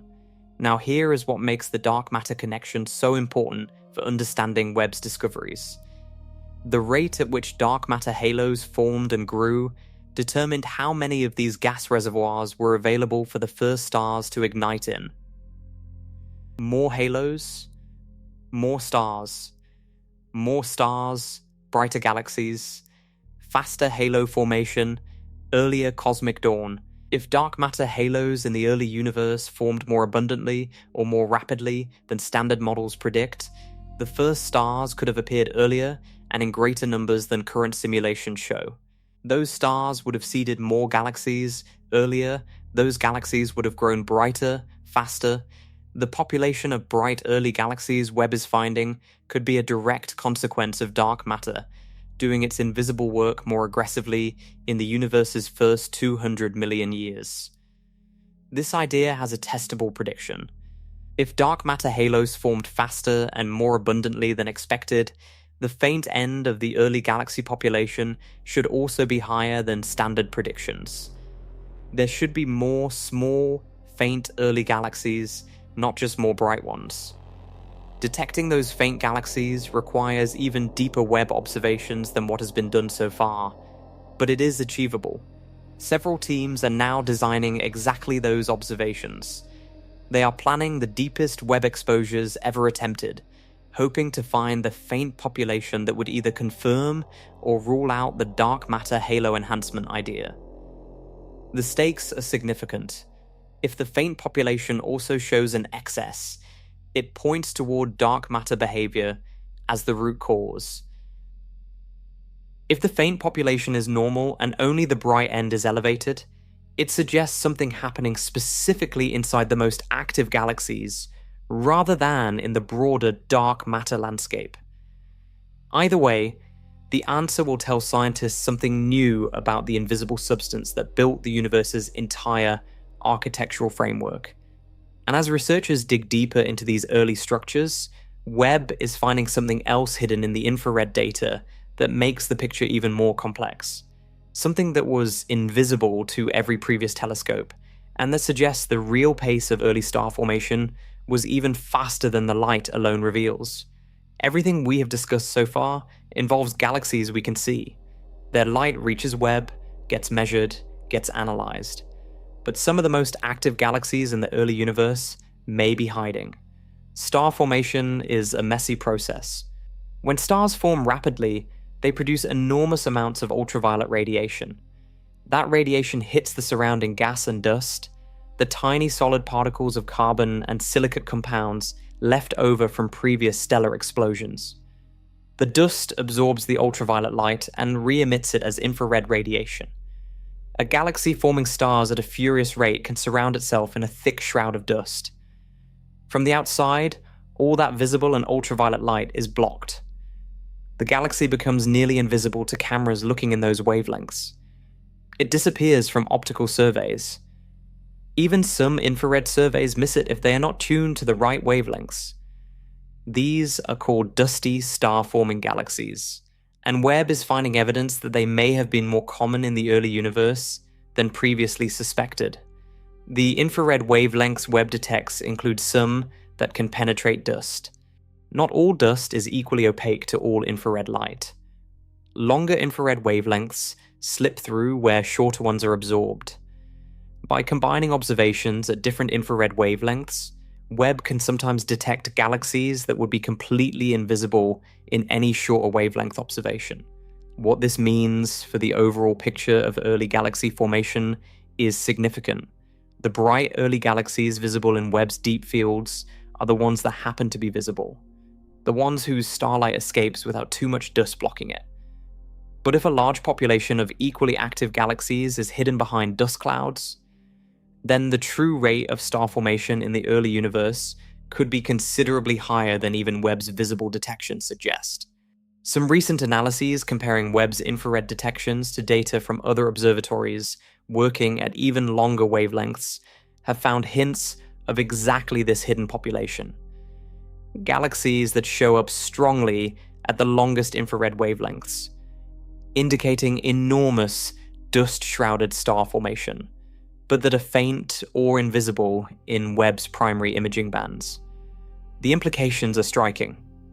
If the visible bright galaxies are the tip of the iceberg, with a larger hidden population of equally active dusty systems below the surface, then the too many, too bright problem is actually understating the case.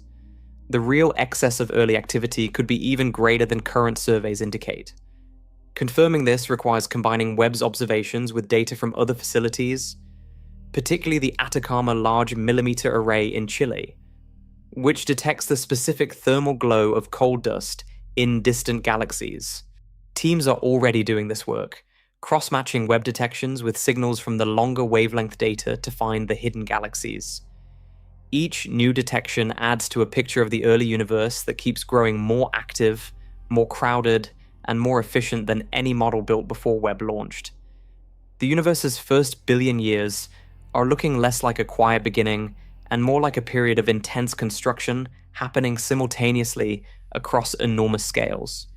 But to fully appreciate how distant and how small the galaxies Webb is finding actually are, you need to confront something almost impossible to visualize: what an entire galaxy looks like when it has been compressed by distance into a single point of infrared light.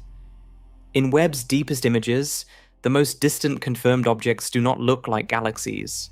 They look like dots, faint reddish smudges, sometimes only a few pixels across on the camera sensor, easy to overlook, easy to dismiss as noise. Inside each of those dots is an entire galaxy. Hundreds of billions of stars, gas clouds spanning thousands of light years, dark matter halos stretching even further, supermassive black holes at the centers, star formation happening across the whole structure simultaneously.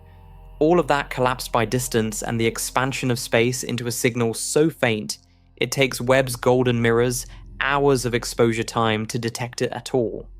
The sheer scale of what a single pixel represents is worth slowing down for. Our own Milky Way galaxy contains somewhere between 200 billion and 400 billion stars. It stretches about 100,000 light years across. If you could somehow travel at the speed of light, crossing the Milky Way end-to-end would take 100,000 years. And our galaxy is average-sized. Some galaxies are 10 times larger. Every reddish dot in Webb's deepest fields is that. An entire structure of that scale, some of them even larger, so far away that all of their light is compressed into a smudge that fits inside the tip of a pin. And that light left those galaxies over 13 billion years ago. The galaxies themselves no longer look anything like what Webb sees. They have had 13 billion years to evolve, merge with neighbors, grow, and change. What Webb captures is a frozen moment, a photograph of a structure as it existed in the universe's infancy, long before it became whatever it is today. This is where the time machine quality of Webb becomes most vivid. Every pixel in its deep field images is a different point in cosmic history. A galaxy at redshift 2 is seen as it was about 3 billion years after the Big Bang. A galaxy at redshift 6 is seen as it was about 900 million years after the Big Bang. A galaxy at redshift 14 is seen as it was 280 million years after the Big Bang. All of these different eras appear simultaneously in the same image, layered by distance like a geological cross-section through time. Scientists reading a Webb deep field image are not looking at a flat picture. They are looking through time itself, with each layer of depth revealing an older era of the universe, compressed into 2 dimensions by the limits of what light can carry across space. The challenge is extracting information from those tiny smudges reliably enough to make scientific claims. This is where the combination of imaging and spectroscopy becomes essential. The image gives the location. The spectrograph gives the story. Together they turn a faint dot into a confirmed ancient galaxy with a measured distance, a measured luminosity, and a measured star formation rate. Each one adds to a growing catalogue of the early universe's population. And that catalogue is revealing patterns at scales far larger than individual galaxies. Patterns that point to structures so enormous, they challenge our understanding of how the cosmos is organized on the grandest possible scale. Pull back, far back, zoom out past individual galaxies, past galaxy clusters, past the local supercluster of galaxies that contains the Milky Way. Keep zooming until you can see the universe's large-scale structure itself. At that scale, the universe looks like a cosmic web. Long filaments of galaxies stretching hundreds of millions of light years, connected at nodes where galaxy clusters gather. Between the filaments, vast empty voids where almost nothing exists. The whole thing resembles the structure of a soap bubble foam, or the neural network of a brain, or a sponge viewed under a microscope. Scientists call this the cosmic web, and it represents the largest organized structures in the known universe. Then, there is something even bigger. The Hercules Corona Borealis Great Wall is a concentration of galaxies, a superstructure stretching roughly 10 billion light years across. 10 billion light years. To cross it at the speed of light would take 10 billion years. Our entire universe is only 13.8 billion years old. This structure is so enormous that its existence is difficult to reconcile with standard cosmological models. The standard model predicts that the universe should be essentially uniform on scales larger than about 1 billion light years. Look at any region of the universe that size, and it should look statistically similar to any other region of the same size. The matter should be smoothly distributed, with no coherent structure organizing itself across distances greater than that. The Hercules Corona Borealis Great Wall is 10 times wider than the scale where structure should stop existing. Scientists are still debating its exact extent and whether it constitutes a single coherent structure or a statistical artifact of how we map galaxy distributions across vast distances.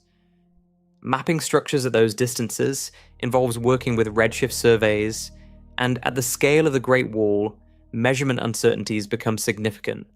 But its basic existence, a concentration of galaxies far larger than standard models comfortably explain, is observationally established. Something organized matter on a scale that the universe, according to our models, should not have had time to organize. And that is where the connection to Webb's early galaxy findings becomes direct. If the universe was building structure faster in its early chapters than our models assumed, then perhaps the larger scale structures also assembled more rapidly. Perhaps the seeds of something like the Hercules Corona Borealis Great Wall were already being laid in the first few 100 million years, driven by the same accelerated physics that Webb is detecting in individual bright galaxies. The two findings are not yet definitively linked. Scientists are careful to keep observations in their proper domains. But the conceptual thread is real. A universe that built individual galaxies faster than expected is a universe whose larger structures might also have organized faster than expected. The same underlying physics, operating at every scale from individual star-forming clouds to billion light-year filaments. This scale of structure forces a question about boundaries, about what lies at the edge of what we can observe, about whether there is something beyond the reach of any telescope, including Webb, that we will simply never see. And the answer to that question involves a concept that is both deeply satisfying and profoundly unsettling. There is a wall around us, an invisible, uncrossable boundary that no telescope will ever see past, no matter how powerful. Webb cannot breach it. No future instrument will. It is built into the physics of light and time itself. That boundary is the edge of the observable universe. It exists for a simple reason. The universe is 13.8 billion years old. Light travels at a fixed speed. The farthest light that could possibly have reached us since the Big Bang has been traveling for 13.8 billion years. Anything beyond that distance has had no time to send us a signal. Its light, no matter how bright the source, has not had enough time to cross the expanding universe and arrive here. The observable universe is a sphere, centered on us, with a radius of about 46 billion light-years. 46, not 13.8, because the universe has been expanding during the time that light was traveling. Space that was close when the light left has since expanded to be much farther away. The math accounts for this. Beyond 46 billion light-years, the universe continues. Almost certainly. Most cosmological models predict that the universe extends far beyond what we can observe, possibly infinitely, but we have no way to confirm anything about it. No light from there can reach us, no signal, no information of any kind. This means there are almost certainly galaxies beyond our observational horizon that we will never see. Stars, planets, possibly life, structures on scales we cannot imagine, all existing beyond the boundary where physics simply cuts off our access. Webb is working close to that boundary. The most distant galaxies it confirms are only a few 100 million years of look-back time from the limit. It is as close to the edge as any instrument has ever gotten, and the universe is making that edge harder to reach over time. The expansion of the universe is accelerating, driven by dark energy, a mysterious force pushing space to grow faster. The universe is stretching at an increasing rate. Galaxies that are currently just beyond our reach are being carried further away. Light they emit now may never reach us, because the space between us is growing faster than light can cross it. The boundary of the observable universe is therefore not fixed.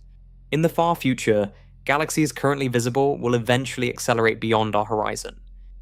The observable universe, in terms of what we can receive signals from, will actually shrink over cosmic timescales as the expansion of space outpaces the ability of light to bridge the growing distances. What this means practically is that the era Webb is observing may be uniquely accessible. The ancient light from the earliest galaxies is reaching us now. In the far future, that light may no longer be detectable. Webb is operating in a window of cosmic time when the universe's history is still readable. Every observation Webb makes of those early galaxies is adding to a record that future civilizations, should they exist in a universe whose observable boundary has contracted, may no longer be able to obtain. We are reading pages from a book that is slowly becoming out of reach. That context makes the question of what Webb is revealing about the early universe feel more urgent. And it makes the possibility that the early universe operated under different rules feel more significant, because those rules set the stage for everything that came after, including the accelerating expansion that is now erasing our access to the early record. In 1998, two independent teams of astronomers measuring distant supernovae discovered something that stopped them cold. The universe was supposed to be slowing down. After the Big Bang, all that matter and energy blasted outward. Gravity, the universal force of attraction between mass, was expected to gradually pull it all back, slowing the expansion over time. The question was whether the universe would eventually stop expanding and collapse, or just slow down indefinitely. The answer, based on those supernova measurements, was neither. The universe was speeding up. The expansion was accelerating. Distant galaxies were rushing away from us faster over time, driven by something that acted like the opposite of gravity on the larger scales. Scientists named it dark energy, though the name hides the fact that nobody understands what it actually is. It appears to be a property of space itself, a kind of energy density built into the vacuum, pushing space to expand at an increasing rate. Dark energy makes up about 68% of the total energy content of the universe. Dark matter is about 27%. All the ordinary matter that makes up stars, planets, gas, people, everything you have ever seen or touched is about 5% of the universe. For Webb, the accelerating expansion has a practical consequence. It means the farthest observable galaxies are being carried away faster than they were in the past. Light those galaxies emit today will take longer to reach us than light they emitted earlier, because more space is being created between us every moment. This does not mean Webb is losing its ability to see those galaxies right now. The ancient light from the early universe that Webb collects today has already made most of its journey. It is arriving, but it does mean the frontier of what future telescopes can observe will be different from what Webb can observe today. There is something else. Redshift increases with distance and recession speed. As the universe's expansion accelerates, the redshift of a given distant galaxy grows over time. Light that is currently detectable at infrared wavelengths will, in the far future, be stretched into wavelengths so long they become undetectable by any plausible technology. The universe is slowly encrypting its own history. For Webb's observations in the present moment, the acceleration affects how scientists interpret distance measurements. At extreme redshifts, the geometry of an accelerating universe changes the relationship between redshift and distance in ways that must be accounted for precisely. The models used to convert MOM-Z14's redshift of 14.44 into a distance of 13.5 billion light-years of travel time include these acceleration effects. What excites researchers most is that Webb was designed specifically for this era of observation, a time when the earliest light is still reachable, before the accelerating expansion carries it fully beyond practical detection. Extending Webb's mission as long as possible is therefore not just about collecting more data. It is about preserving access to a window of cosmic history that is physically closing. And everything Webb learns about the early universe, every bright galaxy confirmed, every spectrum analyzed, every model challenged, feeds directly into questions that reach beyond observational astronomy into the deepest foundations of physics. Questions that ask whether the rules we use to describe the universe are complete. Science has a comfort zone, models that work, equations that hold, predictions that match observations. The standard model of cosmology sits inside that comfort zone, a carefully constructed framework that has passed hundreds of tests across decades of observation. Webb is starting to poke at the walls, the bright early galaxies, the excess of structure in the first billion years, the galaxies that appear too developed for their age. These findings do not require new physics to explain. There are ways to account for them within the existing framework, by adjusting parameters of star formation efficiency, dark matter behavior, or feedback processes in young galaxies. But some researchers are beginning to ask whether the adjustments needed are becoming too large, whether they are patching so many holes that the framework itself needs a structural review. Historically, anomalies in astronomical observations have sometimes led to profound revisions of fundamental physics. The anomalous orbit of Mercury was unexplained by Newtonian gravity until Einstein's general relativity resolved it. The observed expansion of the universe led to the concept of dark energy. Dark matter itself was proposed to explain galaxy rotation curves that normal matter alone could not account for. Each of those was a moment when the data refused to fit the existing framework, and the framework had to change. Some physicists are exploring whether the Webb anomalies could point to modifications of how gravity behaves on cosmic scales, or to properties of dark matter that differ from the cold dark matter model's predictions, or to effects from the very earliest moments of the Big Bang that left the universe with different initial conditions than standard inflation models describe. Inflationary cosmology holds that in the first fraction of a second after the Big Bang, the universe underwent an extraordinary expansion, smoothing out irregularities and setting up the density fluctuations from which all structure eventually grew. The specifics of inflation, its duration, its energy scale, its exact mechanism are poorly constrained. Different inflationary scenarios predict different statistical properties for the density fluctuations seeding the first galaxies. If the initial fluctuations were slightly different from what the simplest inflationary models assume, it could have led to more dense regions in the early universe, more gravitational wells for gas to fall into, and therefore faster galaxy formation. No new physics required, just a refinement of the inflationary period that standard models already accept as real, but describe only roughly. Other possibilities are more radical. Modified gravity theories that alter how gravitational attraction behaves on large scales. Primordial black holes formed in the early universe before any stars existed, that could have seeded galaxy formation at an accelerated rate. Alternative dark matter candidates with properties that make them cluster faster than cold dark matter. All of these ideas are being actively explored. None has yet reached the level of evidence required to displace the standard framework, but all of them are motivated in part by the data Webb is producing. The telescope is not breaking physics. It is asking physics to be more precise, to fill in gaps that were not obvious until something powerful enough to see the early universe actually looked. What Webb finds as it continues observing will either drive those alternative ideas into the mainstream or eliminate them one by one. And the most dramatic test will come from looking at how the story of the early universe connects directly to our own address in the cosmos.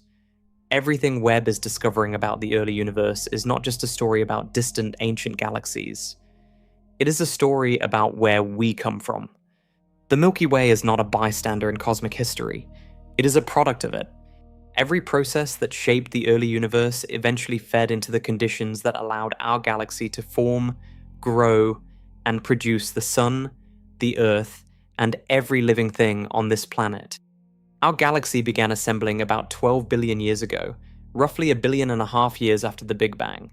It formed from a collection of smaller galaxies and gas clouds merging together under gravity, gradually building up the rotating disk of stars and gas that we now inhabit. The Sun formed about 4.6 billion years ago, in a fairly ordinary region of that disk, inheriting the chemical richness that earlier generations of stars have produced. None of that happened in isolation. The Milky Way assembled inside the same cosmic environment that Webb is now probing. Its building blocks were the kinds of small early galaxies Webb detects at high redshift. The gas it fed on came from the same cosmic web filaments that those early galaxies were part of. The heavy elements that made Earth chemically complex were produced by the same early stellar generations that Webb is detecting through their collective glow. If the early universe built structure faster than standard models predicted, that affects the supply chain that eventually produced the Milky Way. More rapid dark matter halo formation would have provided more gravitational seeds for the Milky Way's building blocks to assemble in. Faster star formation in the first billion years would have enriched the available gas with heavier elements sooner, potentially accelerating the transition from the first simple stellar generations to the more complex stellar populations of galaxies like ours. Some researchers are now asking whether the Milky Way itself might be older or more chemically evolved than standard models suggest, given what Webb is showing about the pace of early structure formation. The oldest stars in our galaxy, found in the halo and in globular clusters, are already known to be around 12 to 13 billion years old. That places their formation at an era Webb is now actively studying. The connection becomes personal when you consider that every heavy atom in your body traces through this chain. The carbon in your cells, the oxygen in your lungs, the iron in your blood, all of it came from stars that lived and died in the early universe. Webb is looking directly at the era when those processes began, when the first stars produced the first heavy elements and scattered them through space, when the first galaxies began building the chemical infrastructure for everything that would eventually follow. Discovering that the early universe ran faster than expected means that the ingredients for complexity, for planets, for chemistry, for life, became available sooner in the universe's history than standard models allowed. The universe got ready for us faster than we thought. And as Webb continues to probe earlier and earlier epochs, it is approaching the limit of what galaxies can tell us. Approaching the era before galaxies existed. The era of individual stars. And the possibility that Webb may eventually see not just the glow of early galaxies, but the light of single stellar objects from the universe's very first chapter. Webb has confirmed the most distant galaxy, but scientists are not stopping there. The next frontier is something far more extreme. Something that, if achieved, would represent one of the greatest observational accomplishments in the history of astronomy, detecting an individual star from the cosmic dawn era. Under normal circumstances, individual stars at cosmological distances are completely invisible. Even the most luminous single star in a nearby galaxy is far too faint to detect across billions of light years. What Webb sees when it images an early galaxy is the combined light of hundreds of billions of stars, averaged together into a single measurable signal. But there is a special exception: gravitational lensing. When a massive object sits precisely between Webb and an extremely distant star, the lensing effect can amplify that star's light by factors of thousands or even tens of thousands. A star that would normally be invisible at cosmic distances becomes, for a brief moment, detectable. This has already happened once. In 2022, Webb detected an individual star at a redshift of about 6, seen when the universe was less than 1 billion years old. It was nicknamed Earendel, a name from Old English meaning morning star. Its detection required an extraordinary alignment of a foreground galaxy cluster acting as a natural magnifying glass. Earendel was extraordinary, but it was from a period after the first generation of stars had already come and gone. The truly transformative detection would be a population 3 star, one of those first enormous hydrogen and helium-only giants from the earliest moments of cosmic dawn. Detecting one requires an even more favorable lensing geometry and an even more luminous object. Population 3 stars are theoretically massive enough to be extraordinarily bright. If the right alignment occurs, Webb might detect the light of a single first-generation star that existed perhaps 200 million years after the Big Bang. Scientists are actively searching. They are examining Webb's deepest images for the specific signatures that would indicate a highly lensed point source at extreme redshift. The search requires patience and precision, because a lens-distant star looks superficially similar to other point sources in Webb's images. Spectroscopic follow-up would be needed to confirm the nature and distance of any candidate. The scientific payoff of a confirmed population 3 star detection would be enormous. It would provide a direct measurement of the properties of the first stars, rather than the indirect inferences currently available from galaxy-level observations. The spectrum of a population 3 star would show the absence of heavy elements directly, confirming the theoretical picture of a pure hydrogen and helium composition. Its luminosity would constrain how massive those first stars truly were.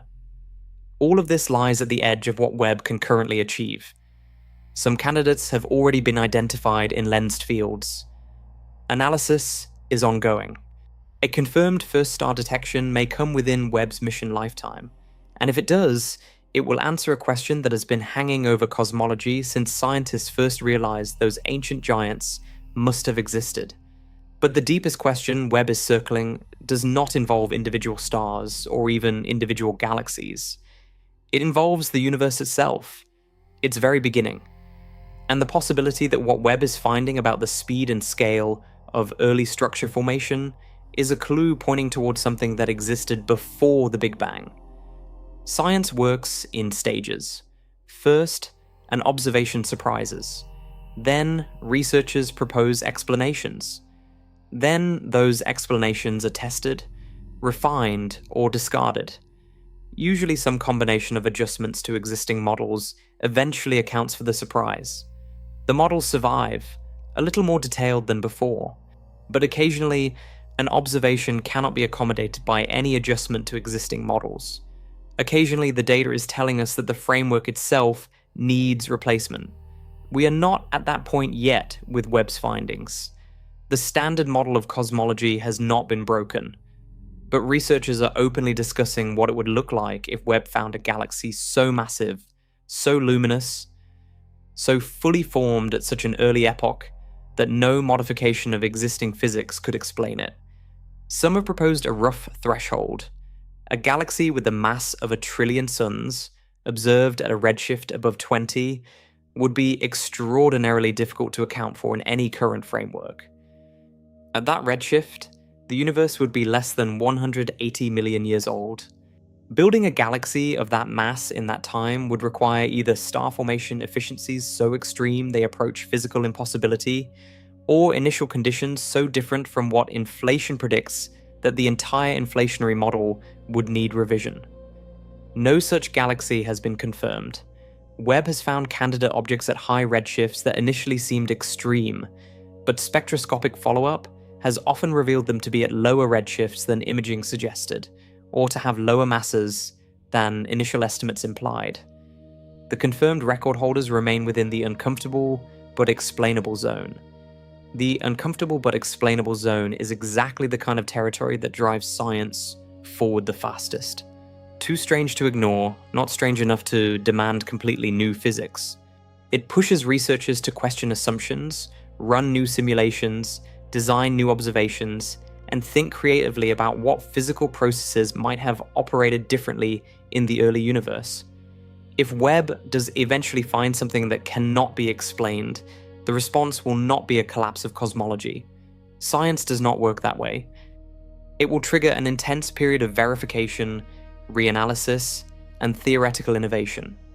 Alternative models that currently sit on the fringes of the field will get more serious attention. Researchers who have been developing modified gravity theories or alternative dark matter models for years will find new audiences. The history of physics shows that the moments of deepest confusion have often preceded the most profound advances. Quantum mechanics emerged from the failure of classical physics to explain blackbody radiation. General relativity emerged from the failure of Newtonian gravity to fully describe space and time. Both of those breakthroughs were preceded by anomalies that the existing models simply could not handle. Webb is not yet producing that level of anomaly, but it is producing genuine tension. Consistent, growing, statistically robust tension between what our best models predict and what the universe is actually showing us. That tension is the engine of scientific progress. And as Webb accumulates more data across more of the sky, the tension will either resolve or it will grow. If it grows large enough, something will have to give. There is something remarkable about standing at the edge of knowledge, something that science rarely admits openly, but that is deeply true. For every answer Webb delivers, it produces new questions. For every mystery it resolves, it reveals 2 more waiting behind it. This is not a failure of science. It is science working exactly as it should. Before Webb launched, scientists had a detailed picture of the early universe. Models refined over decades, simulations run on the world's most powerful computers, observations from dozens of telescopes all pointing in the same direction. The picture felt fairly complete in its broad strokes. Webb looked at the early universe and showed that the broad strokes were missing something significant.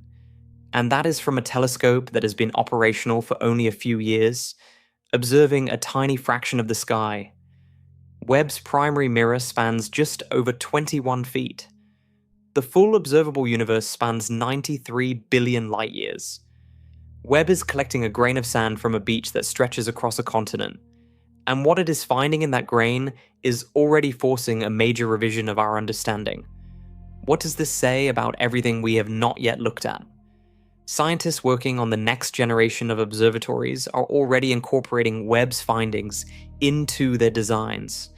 The next major space telescope, planned to be even larger and capable of imaging a wider area of sky at comparable depth, would be able to conduct systematic surveys of the early universe rather than deep dives into small patches. It would build a full census of early galaxies across the entire observable sky, replacing the current patchwork of deep fields with a complete picture. That census would settle the too many, too bright question definitively. It would confirm or refute the dark matter and dark energy models under the most precise conditions ever achieved. It would map the reionization era across its entire extent. But even that instrument would not answer everything. The observable universe has a hard boundary. Physics has built a wall that no technology can breach. Beyond a certain distance and a certain redshift, the ancient light has not had time to reach us, or has been stretched beyond any practical detection. The universe keeps secrets behind that wall permanently. What Webb and its successors can do is fill in the accessible part of that picture as completely as possible. And every filled-in section reveals how much we did not know before. The early universe is emerging from Webb's data as a place of startling energy, rapid construction, and a pace of development that our models consistently underestimated. The humility this requires of cosmologists is significant. Models built with extraordinary care and validated against hundreds of observations still miss something fundamental about the universe's first chapter. That something is still being identified. Its nature is not yet settled. Its implications are still unfolding. What is certain is that every number Webb confirms, every galaxy detected, every redshift measured, is real information about a real universe. A universe that has been running its own physics at its own pace without consulting our models. And every time reality diverges from our expectations, the divergence is pointing at something we need to understand. The final question that Webb is gradually approaching is the deepest one in all of cosmology. The one that sits behind every discovery about the early universe, behind every bright early galaxy, behind every shattered distance record, behind every revised simulation. A question that the evidence is beginning to gesture toward without yet answering. Everything we have covered traces back to a single moment. 13.8 billion years ago. The Big Bang. Before it, according to standard cosmology, there was nothing. No space, no time, no matter, no energy. The concepts we use to describe existence simply did not apply. The universe did not begin in a place, it began as the very existence of place itself. That answer has always felt incomplete. And the discoveries Webb is making about the speed and scale of early structure formation are beginning to make some researchers ask whether the Big Bang was truly a beginning, or whether it was a transition from something else. The question of what came before the Big Bang is not strictly within the domain of current observational astronomy. No light from before the Big Bang could reach us, because the concept of light propagating through space requires space to already exist. The cosmic microwave background, the oldest light Webb or any telescope can detect, came from 380,000 years after the Big Bang. Everything before that is sealed behind a wall of physics, not just distance. But the early universe carries echoes. Statistical patterns in the distribution of matter, encoded in the cosmic microwave background and in the large-scale structure of galaxies, contain information about the conditions set up by whatever process preceded or produced the Big Bang. Inflation, the theory that the universe underwent a brief but extraordinary expansion in the first tiny fraction of a second, was designed partly to explain those patterns. Inflation smoothed out the early universe, produced the density fluctuations that seeded all structure, and set the initial conditions for everything that followed. It works extraordinarily well. But inflation itself needs a cause. It requires a field, a quantum entity called the inflaton, that drove that early expansion. Where that field came from, what state it was in before inflation began, and what triggered it to start and stop are questions that no current theory fully answers. Some cosmologists have proposed that the Big Bang was a bounce, a point of maximum compression in a universe that had previously been contracting. On this view, the universe before the Big Bang was collapsing, perhaps from a previous expanding phase, and what we call the Big Bang was the moment it reversed direction and began expanding again. The universe cycles, contracting and expanding, with the Big Bang being the transition between phases. Other proposals involve quantum cosmology, where the universe emerged as a quantum fluctuation from a pre-geometric state, where the usual concepts of space and time did not apply. The universe simply fluctuated into existence, obeying quantum mechanical rules in a regime where classical physics has no meaning. Still others propose a multiverse, where our universe is one of many, each one born from a region of an eternally inflating background, each one with its own physical laws and constants, each one beginning with its own version of a Big Bang. None of these proposals is confirmed. None is currently testable with any existing instrument, including Webb. They sit at the frontier between science and speculation, precisely because the observational evidence needed to choose between them may be inaccessible in principle. But Webb is narrowing the constraints on the early universe with every observation. The bright early galaxies, the rapid structure formation, the pace of cosmic dawn, all of these feed into the total picture of what the Big Bang produced in its earliest moments. A more accurate picture of the universe's first billion years constrains the initial conditions more tightly. Tighter initial conditions constrain the inflationary models more precisely. More precise inflationary models get closer to asking what came before in a testable way. The path from MOM-Z14, a distant galaxy seen 280 million years after the Big Bang, to the question of what existed before the Big Bang is long. But it is a continuous path. Every confirmed galaxy Webb adds to its catalogue is a step along it. The universe began. Something caused that beginning. What that something was remains the deepest open question in all of science. Webb will not answer it. But it is building, carefully and precisely, the foundation of knowledge from which a future generation of scientists may finally get close enough to ask it properly. And that, in the end, is what makes every Webb discovery matter. Each one is a brick in a structure of understanding that humanity is constructing together across generations, pointed at questions that make every other human concern feel momentarily small. We are a species that looked up, built a mirror, pointed it at the oldest light in the universe, and found that the universe's first chapter was stranger, faster, and more extraordinary than we imagined. We are just getting started.